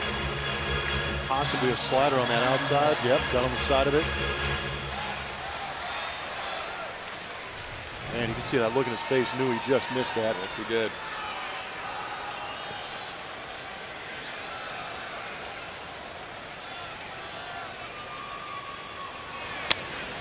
Out into right center field. That will be Orlando coming in to play it on a bounce. He throws to second and gets the out. Force out on Springer. From 9 to 6. Looked as if Orlando might have had a shot at catching it, and that's why Springer couldn't go full out into second. Well, and we saw a play earlier with Carlos Gomez where he got doubled off. And just nothing coming easy for the Houston Astros. Not even base hits or base hits anymore. Unbelievable. Yeah, base running dilemmas the last 2 innings now. And in right field, with the right fielder coming in, that became a real short throw. But again, if Springer gets too far off that bag, it turns into a double play. So Sure. You sacrifice the 1 out instead of having 2 outs. But still, incredibly tough baseball being played right now. Orlando turns it into an outfield assist, and Escobar turned into a first baseman with that stretch. Rasmus is 0 for 1 with a walk. Tyler White on deck. He fouls it for strike 1. Our Lexus defensive rankings. Seems like a good time for it. You see Paulo Orlando with that red light, but still, that was a tough situation right there. That drop shot in front of him, played it nicely on a hop, made a good strong throw with his momentum going towards second base. But that the defense and pitching are what makes the Kansas City Royals so dangerous. Very consistent club in both those areas. Danny Duffy, a lefty, is working in the bullpen. The count goes to 1-1 now on Rasmus. Yeah, and you know, as Al McGuire used to say when he was coaching Marquette, same is true in baseball as basketball pretty much. Offense is like the stock market with the ups and downs, but the consistent elements of the game you talked about, Blummer, that really drives the bus. Absolutely.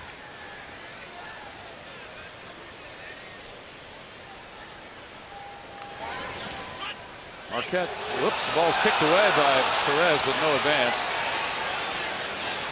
Wouldn't be prudent to try to run on that, because especially with his arm. Yeah, you don't want to test it. That'd just be insult to injury right now. And as a base runner at first, you kind of lose the ball, and if you don't have a good angle or get a good jump, there's no reason to try and test it. And the ball hit his leg, and then it hit the umpire, so Perez got a couple of assists there.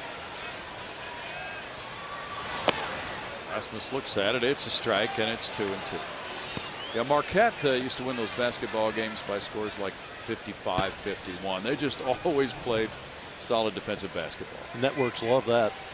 Yeah, exactly. Holy. Yeah. Pitch was about 1.5 feet outside. Jim Wolf, the brother of former Astro Randy Wolf, is the home plate umpire. Randy would like to get those calls. And a strikeout. 2 down. That's number 6 for Ian Kennedy.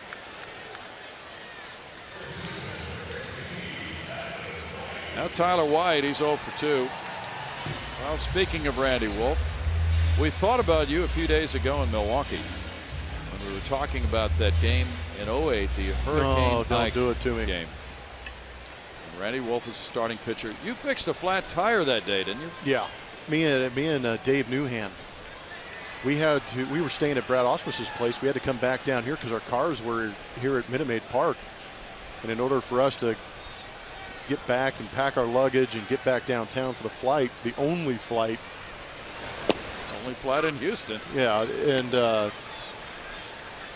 proceeded to get on the 59, and I felt something pop in the back of my car that I was in, pulled over, and sure enough, there was some shrapnel deep in that left rear tire, and me and Newhand sweating like crazy, changing a tire. Yeah, it was good times, Brownie.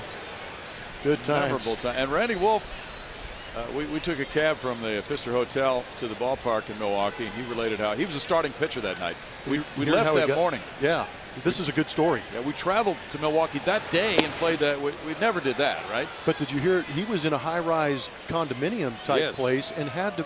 There's no electricity. No. He carried his luggage down the stairs. Yeah, with a flashlight because he was coming down about 7 in the morning and it was all dark. And so here's your starting pitcher. Yeah. At 7 in the morning, starting his day that way. And he's going to pitch against the Cubs that night. And those poor Cubs got on a bus ride and moseyed on in with their fans to Millard Park. Or Wrigley Field or whatever it was. It was Wrigley Field North, I think, at the time. Yeah. Yes. It was Wrigley Field North. That was a good call by Doug Seelig. 1 ball and 2 strikes the count. 6-1 Kansas City. Preston Tucker is on deck. Yeah, Hurricane Ike created all kinds of havoc. The Astros home game moved. That was a crazy time. 2 balls, 2 strikes.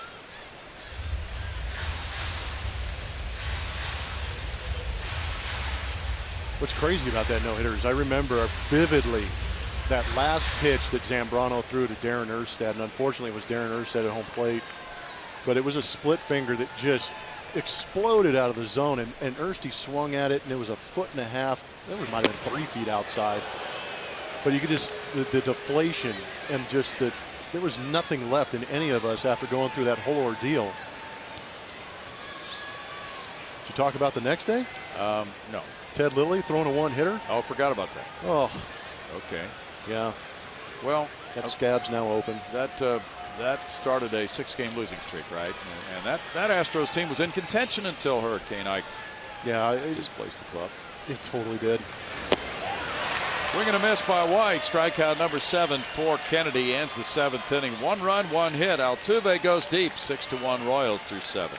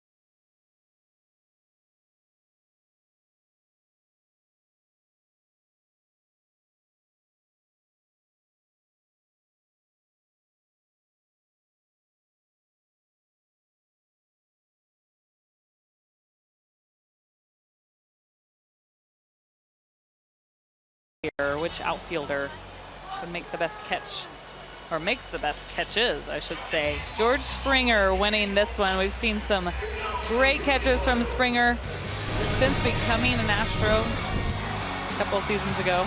Oh, that one at Texas is always going. He robbed, who was that, Leonis Martin of a grand slam? Yes. That game turned out to be pretty important at the end of the year. Some other highlights from George Springer. Obviously a tough night for him tonight, but we know what he can do out there, guys. Good memory.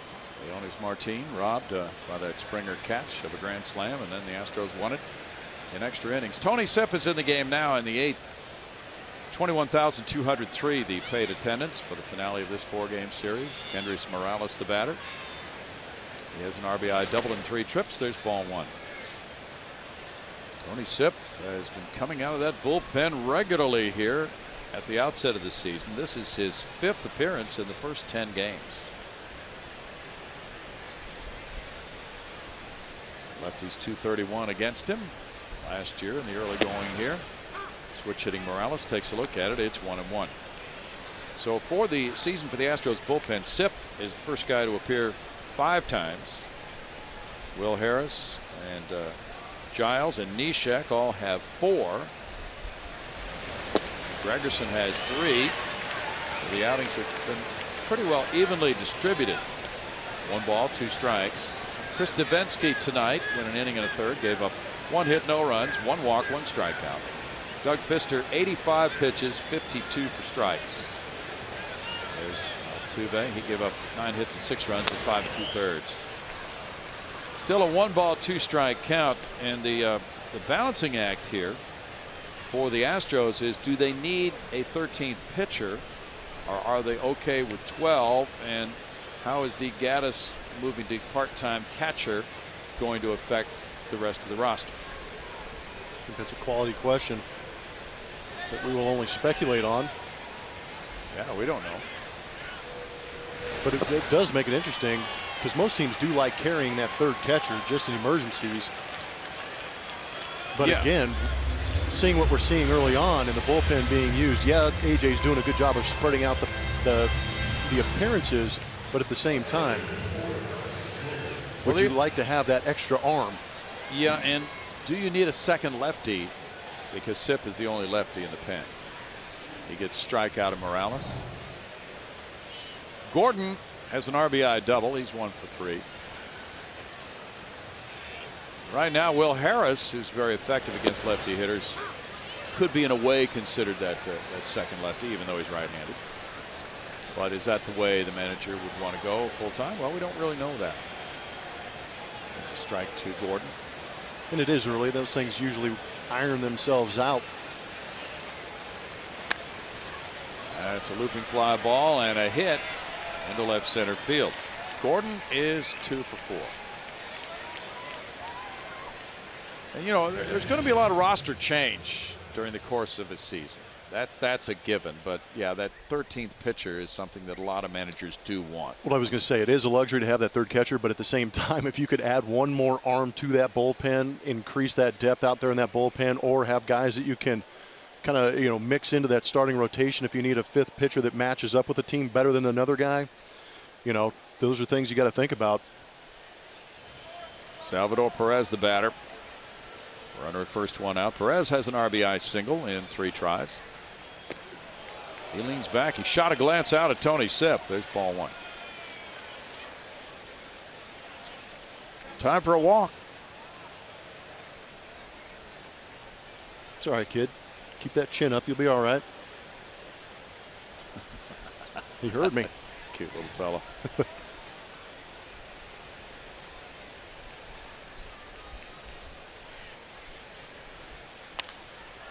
Popped up.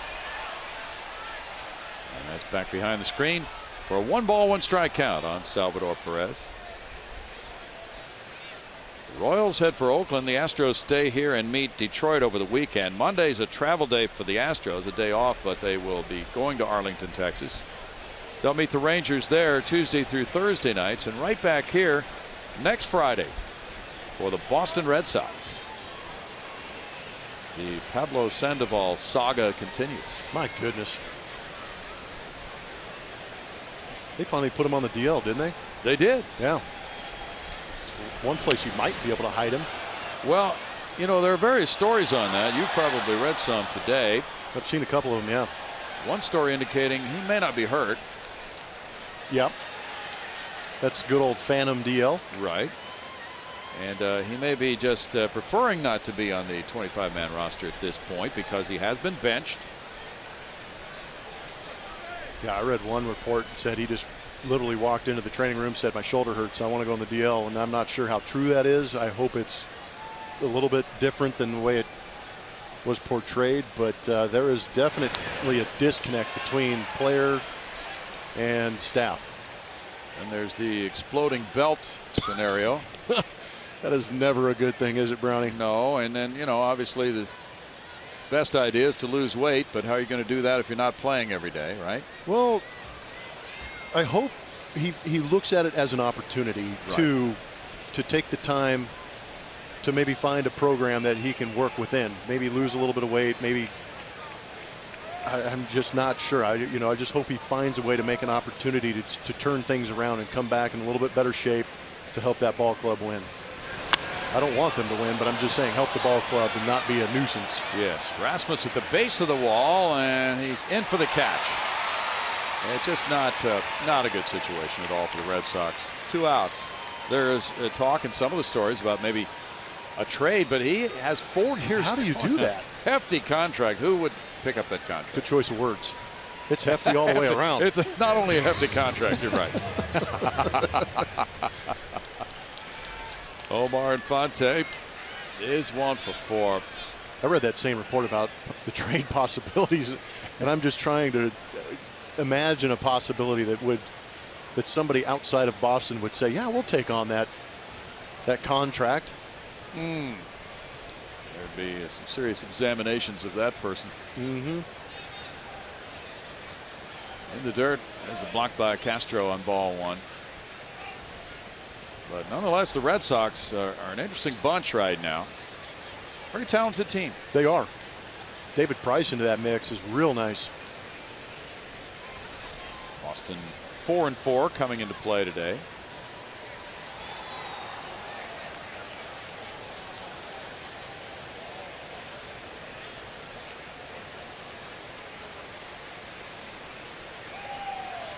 Sip delivers, and that's a ball to make it 2-0. They finally knocked off Baltimore. Yeah, Baltimore gave them a loss, right? Yeah, first loss for the O's, but right now the O's are losing at Texas. Rangers got 5 in the 6th inning to go up 6-3. Oof.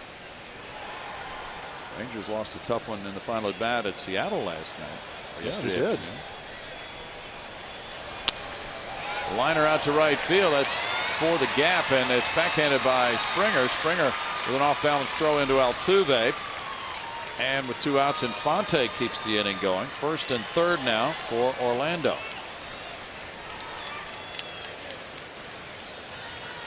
Now, this is game number 10 of the season. And you keep hearing from people, well, so-and-so's off to a good start. This guy's off to a bad start. 10 games. What's a start for you? What's a fair number to assess? At least, you've got to get at least 100 at-bats under your belt for me. Okay. That's when you can really start trying to see where you're at. Because if you're playing every day, that's a 1/6 of your season. Basically a month worth of ABs. So you've got 25 games maybe under your belt. Should have a pretty good idea of where you're at. Because that's going to deal with maybe a little mini slump mixed in there, give you a chance to break out of it with a hot week, and then just kind of even things out and see where you're at. 1-0 to Orlando. And I've played with guys in spring training who wanted 75 at-bats in spring training. I've played with guys who only needed, 15, 20 at-bats. They completely disregarded spring training. Ryan Braun was one of those in that latter category. He only had about 12 or 15 this year. Came out raking. Yep. Everybody's different. 1-1. Josh Fields warming up. There's the broken belt issue with the Panda. And that's not zoomed in. That's actual size.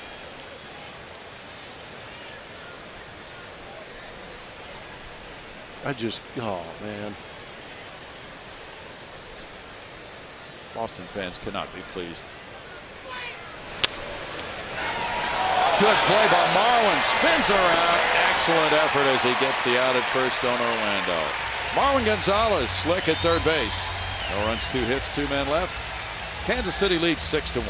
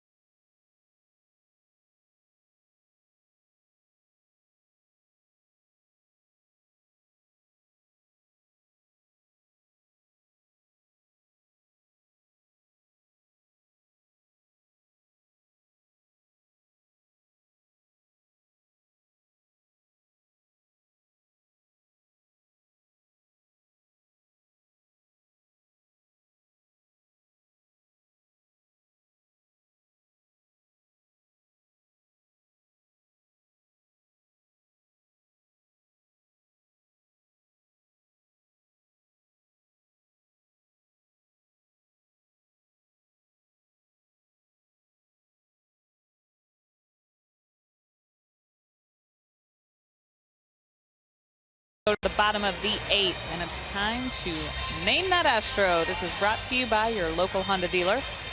Here's your clues. Born and raised in New Haven, Connecticut.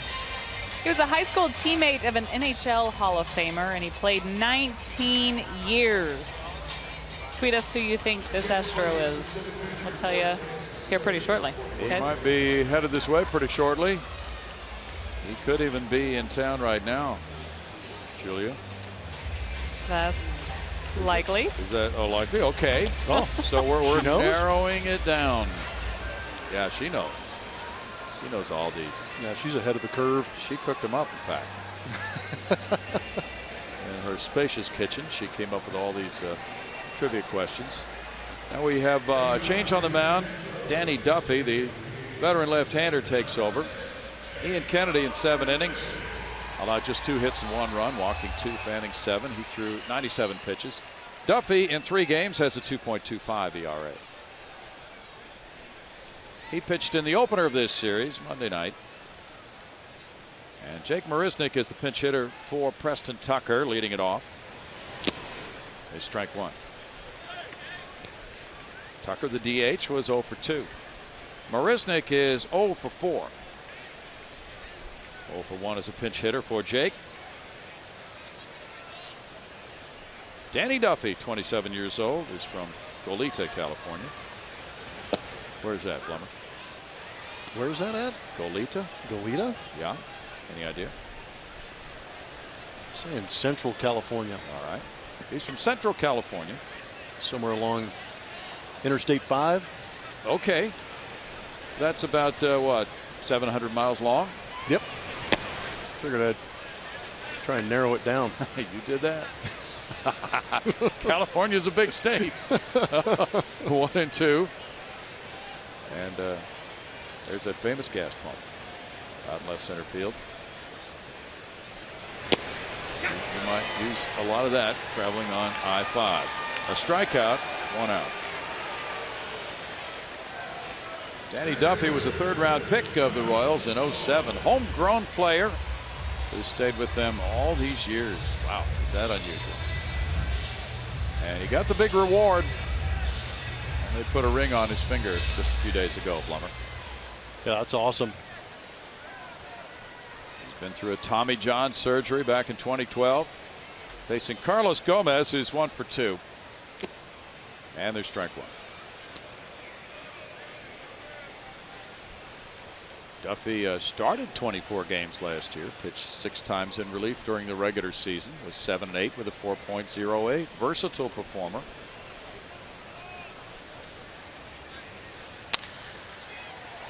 Fonte to his right. Smoothly for out number 2.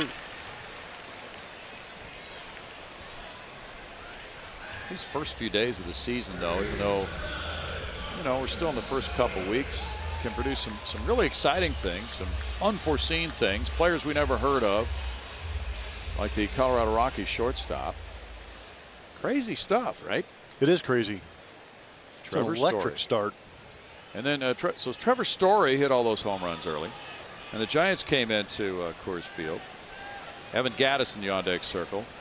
And Trevor Brown of the Giants out-Trevored him. So he's hit 2 homers the last 2 games. And that was a unique story how Trevor Brown got onto that San Francisco roster with a couple of injuries. I think it was Suzak. Okay. A couple of backup catchers went down a little bit, and then Trevor Brown just burst onto the scene and take advantage of that opportunity. You bet. Marwin is 0 for 2. Flares one, and the first baseman comes over for it, Hosmer. It's a quick 8th inning, and it's 6-1 KC.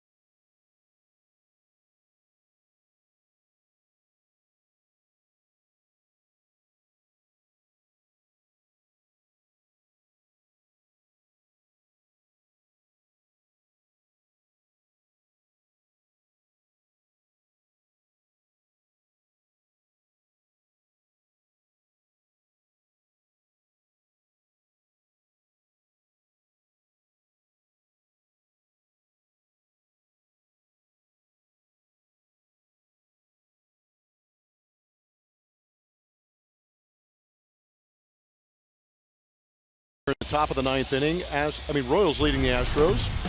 It's time to check in and see how the Astros are playing to win. Brought to you by Toyota Tundra. It was relatively good early on. Fisher looked good. That sinker cutter curveball combination gave up the home run to Mike Moustakas to start, but battled out of a situation there and looked quite strong until this point right here. With 2 outs in the inning, George Springer unable to come up with that fly ball. And that's when the wheels absolutely came off. Fisher trying to do his best to get out of that jam that was created by that fly ball. Just didn't work out. Left some of those sinkers up, out over the plate. Hosmer, Morales, Alex Gordon. And this is what the Kansas City Royals do, is they take advantage of those opportunities. And what good teams do when you give them that extra out, they pile on. And that is exactly what they did, unfortunately, for Doug Fister. Now it's Josh Fields in the game for the 9th inning. Alcides Escobar with a 1-hopper. Took a second bounce before it got to Marwin. Right over to first. 1 pitch, 1 out for Fields. Our delivery of the game is brought to you by Jimmy John's. That's that home run I was talking about earlier. Kind of a lazy slider on that inner third. Moustakas turns it around. That got the scoring started in that first inning for the Kansas City Royals. Josh Fields got out number 1 on 1 pitch. Now Moustakas, who is 1 for 3 with a walk, comes around for the 4th time, or 5th time rather. No decisions for Josh in 4 games. And the fastball's in tight, ball 1. So this Houston bullpen had worked a total of 30 innings in the first 9 games. Kansas City bullpen had worked 28. That's a hit. Colby Rasmus coming over as it goes along that wall into foul territory, and maybe a little leg pro. No, apparently not. Moustakas just easing his way up that first base line. Looked like he was limping a little bit, but that's an opposite field single for his 2nd hit of the night. Little excuse me single right here. Yes. He wasn't trying to do that, was he? No, you can see the shock in his face. Right about here, he's like, oh, hey, gotta go. Hey, hits are hits. You know, Blummer, he might have a little something going on. He's coming out of the game for a pinch runner now. Not that that would be an injury alert, but he doesn't look comfortable coming off. You're right. No, he looked like he was into a little bit of a limp before he got to the bag at first. So Christian Colon is the pinch runner for Moustakas. And Colon is at first with Kane, the batter. See if we can pick up something, Blummer. Yeah, check it out. That excuse me. Oh my gosh, I got a hit. And then he takes off and you see him. Yeah, he's pulling up. There is something going on. Hopefully it's just a twinge of something. Good fastball by Josh Fields. That makes it a 1-ball, 1-strike count. The Rangers are leading the Orioles 6-3. They're at the end of 7 in Arlington. Cole Hamels started that game. Mark Trumbo hit his 3rd homer of the year. Slugging Orioles do have some home run hitters. Yeah, they put some guys in that lineup that will have a good time hitting in Camden Yards. Dylan G and Chen Min Wong are the duo in the bullpen for Kansas City.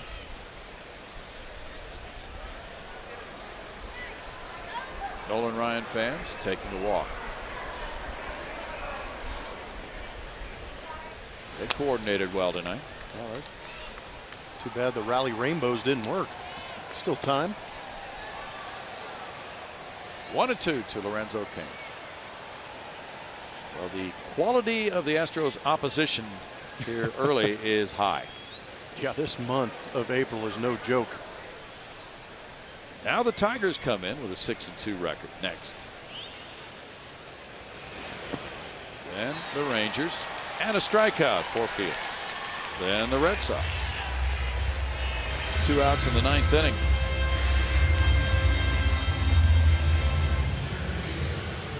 It's a good look at that curveball. Snap that one down from Josh Fields. Good job by Castro knocking that thing down with 2 strikes too. Sure was. Eric Hosmer has 2 more hits tonight. 2 runs batted in with a 6th inning double. In that 5-run frame, it was tough for Pfister. You saw it on the highlights. He had 2 outs in the inning and a runner on first. Springer lost that fly ball hit by Kane in the lights. And then it just blew up on the Astros. 5 runs scored. 1 ball, 1 strike.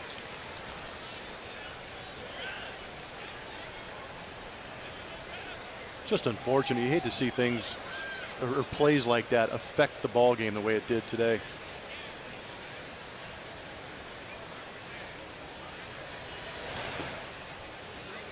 Stopped by Castro, and it's 2-1. Pfister had set down 13 in a row when that 6th inning started. He settled in nicely. Even though the velocity really isn't there for Pfister, I think the height, trying to create that downward angle through that stretch, he had really good movement on that sinker. There were a lot of positives during his outing. 2-2.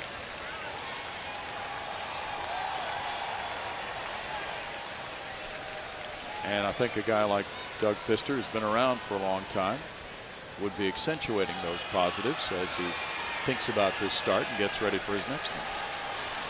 Yeah, that's the problem with early in the season too. It's only his 2nd start, so there's not much history of the season so far. So there's only thing you're drawing from is the negative sometimes. So I agree with you. If he can go back, look at some of that tape and see what he did right. Somebody throw a ball on the field. I don't know. Cedarstrom's been on top of these pitchers a little bit. I'm not sure if it's how they're rubbed up or if he sees the pitchers doing something. Okay.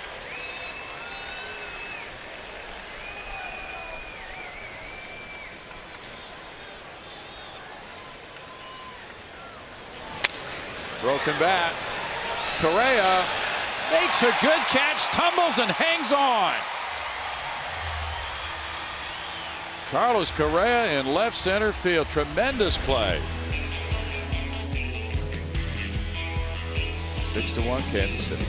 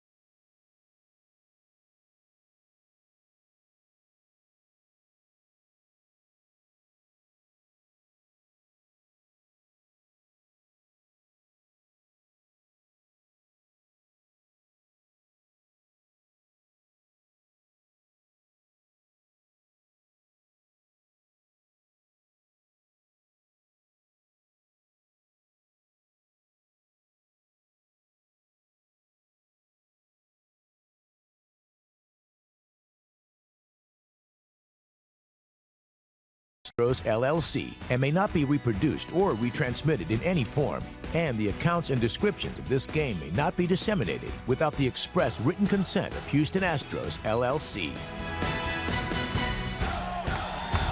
Welcome back. Bottom 9. Astros trying to rally here, down 6-1. The fans have spoken, and now we get to name that Astro, brought to you by your local Honda dealer. He was a high school teammate of an NHL Hall of Famer, played 18 years. Born and raised in Connecticut. It's Brad Osmus. You guys were talking about him earlier. And yes, he is in town with the Tigers. Welcome back. Happy birthday. Yeah. Brad's birthday today. Evan Gattis, pinch hitting, smacks the first pitch. And there's his first hit of 2016 in the big leagues for Evan Gattis, who started the year in the minors on that rehab assignment at Corpus Christi. Evan started last season 0 for 23. He had been 0 for 4. So he's off to a much better start in 2016, Blum. So he's going to be much better than last year.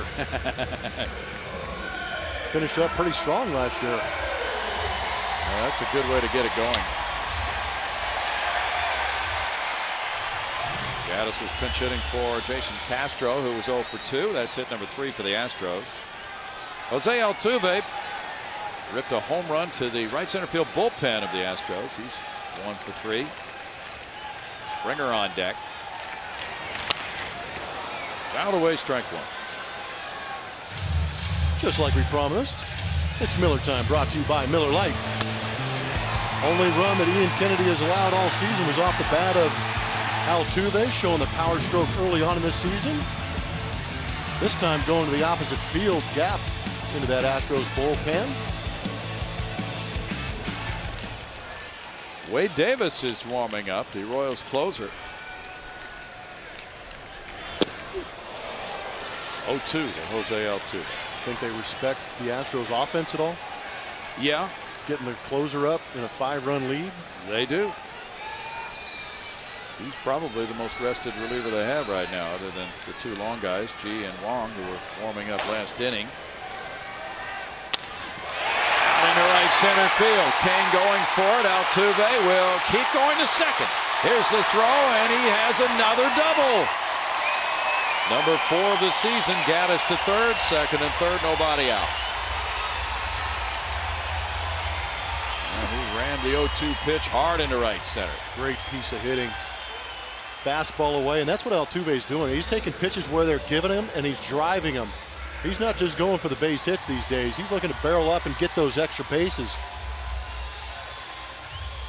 And we talked to him earlier before the game. He wants those doubles. He is thinking double immediately out of the box, no matter where that baseball is. George Springer will be the batter.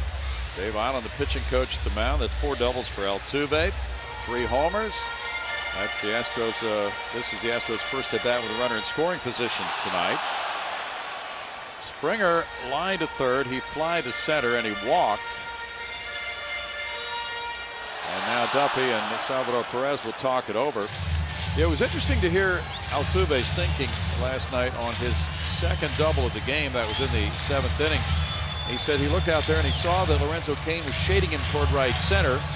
Hit the ball just to the left of second base, and he knew that with Cain having to run that far, he would have an excellent chance to get to second base, and he did. He forced a high throw. So great to hear talented athletes like that using the mental part of the game, kind of seeing where the defense was before the at-bat. Springer takes ball 1.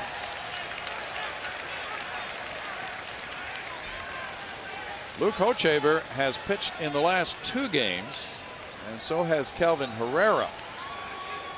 Guessing that Ned Yost wants to stay away from both of them. Joaquin Soria got the save last night. He's pitched in the last couple games as well. So that's why the closer's warming up, at least in part. Yeah. 2-0. He might be doing more than warming up here soon if Springer gets into one. Part of the beauty of this Astros lineup, they live and die by the home run, and if they have base runners on, scores can change rather quickly. Springer looks at it. It's a strike. 2-1 from Danny Duffy. He's the only lefty in the Royals bullpen right now.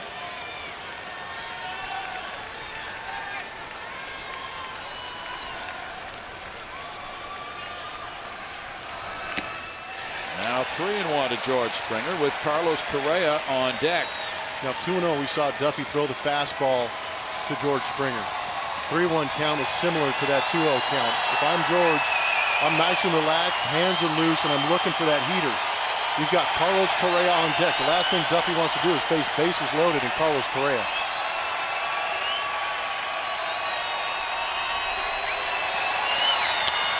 Springer fouls it. 3-2. How'd you do on that swing? Right idea, pretty aggressive hack. We've seen some extremely large hacks from George Springer, but the one we saw in spring training was under control. George isn't one of those guys for me that needs to generate power. The power is within him. It's just being consistent and getting the barrel to the ball. But if he had connected on that one, good grief, that would have gone a long way. 3-2 pitch is next. Springer strikes out. 1 out. 14th time George Springer has struck out this season.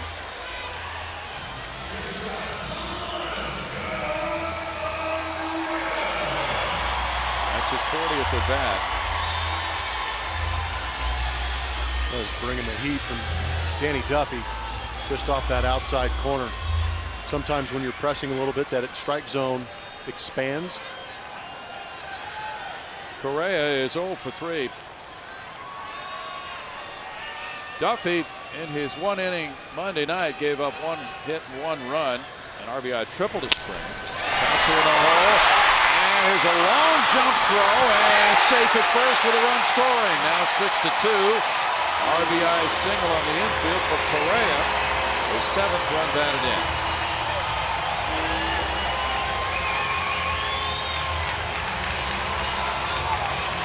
Correa's shown another one of those tools, speed being one of them. Does a good job of putting this ball in play. Credit Alcides Escobar for getting there and putting a pretty good jump throw on that play to make it close at first, but the speed of Correa easily beats that out. Pitching change, that's it for Duffy. With runners at second and third, and now a 4-run lead. Correa had crossed the base when that throw got to Hosmer. It now becomes a save situation, and the closer will come in with a 4-run lead. 6-2 Kansas City. Back in a moment.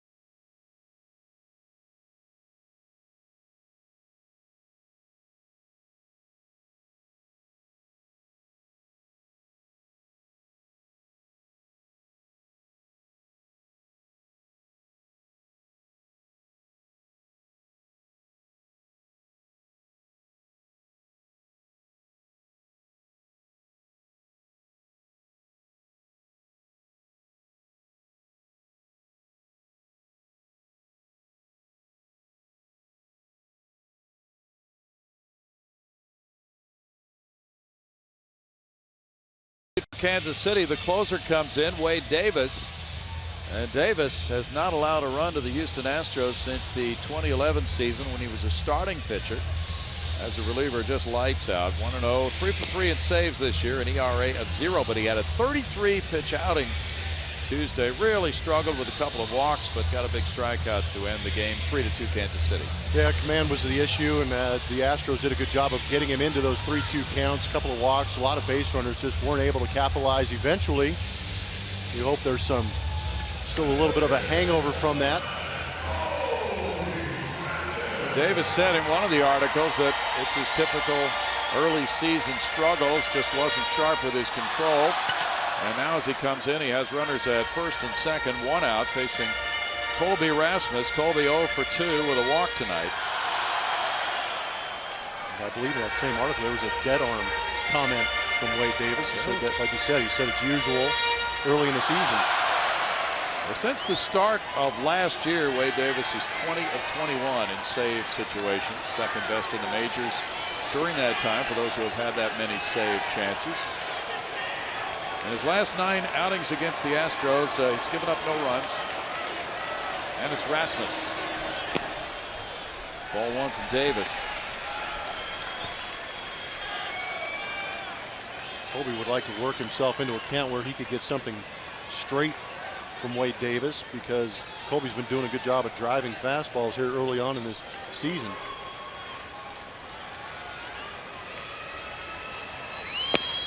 Davis misses, falls behind 2-0. Davis was the setup man for Greg Holland, who is missing this season after surgery. So Wade at age 30 now taking over as the end of the line in the Kansas City bullpen. What a year last year, an ERA of 0.94. 69 games, an 8-1 record.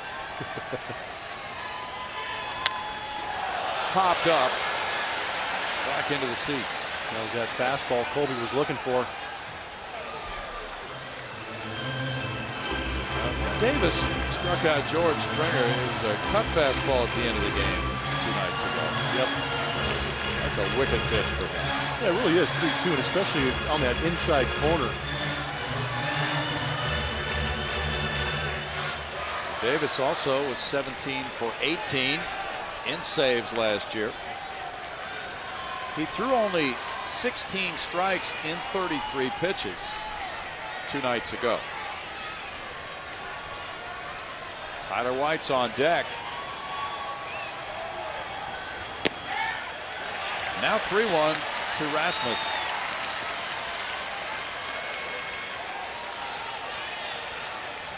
Davis was drafted in the 3rd round in 04 by Tampa Bay, native of Lake Wales, Florida. Kansas City got him in a big trade, along with James Shields, Will Myers, Jake Odorizzi, and others involved in that deal.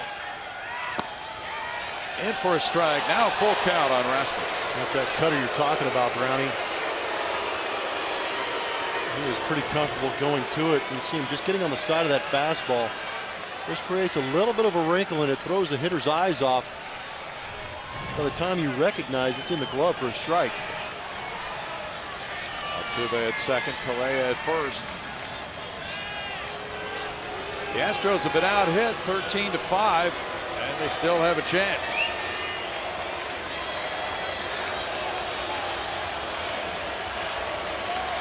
Another 3-2 count with Wade Davis on the mound. Does he go to the cutter again? Foul ball, wow. It's almost to the catcher's mitt. We should all be so lucky to have dead arm and still throw 96 miles an hour. Good grief. He does not look debilitated in any way, does he? No. Unless dead arm means lose command a little bit, that's about it. All he's dealing with right now. Yeah.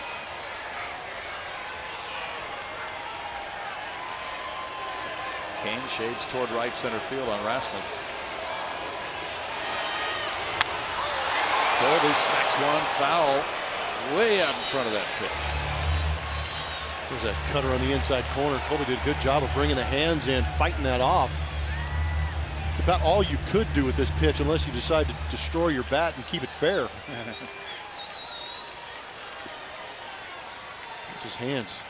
Ooh, got that head out in a hurry. Really quick. Another 3-2. Ground ball, double play ball. Infante gets it to shortstop Escobar. Turns it into a 4-6-3 game-ending double play. The Astros settled for 1 run on 3 hits. And Kansas City takes 3 of 4 in this series. Final score 6-2. Ian Kennedy going to 2-0. Doug Fister, the loser, 1-1. Wade Davis getting save number 4 in 2 hours and 41 minutes. Kansas City wins its 7th against 2 losses. Houston goes to 3-7 to open the season with a Kansas City win 6-2.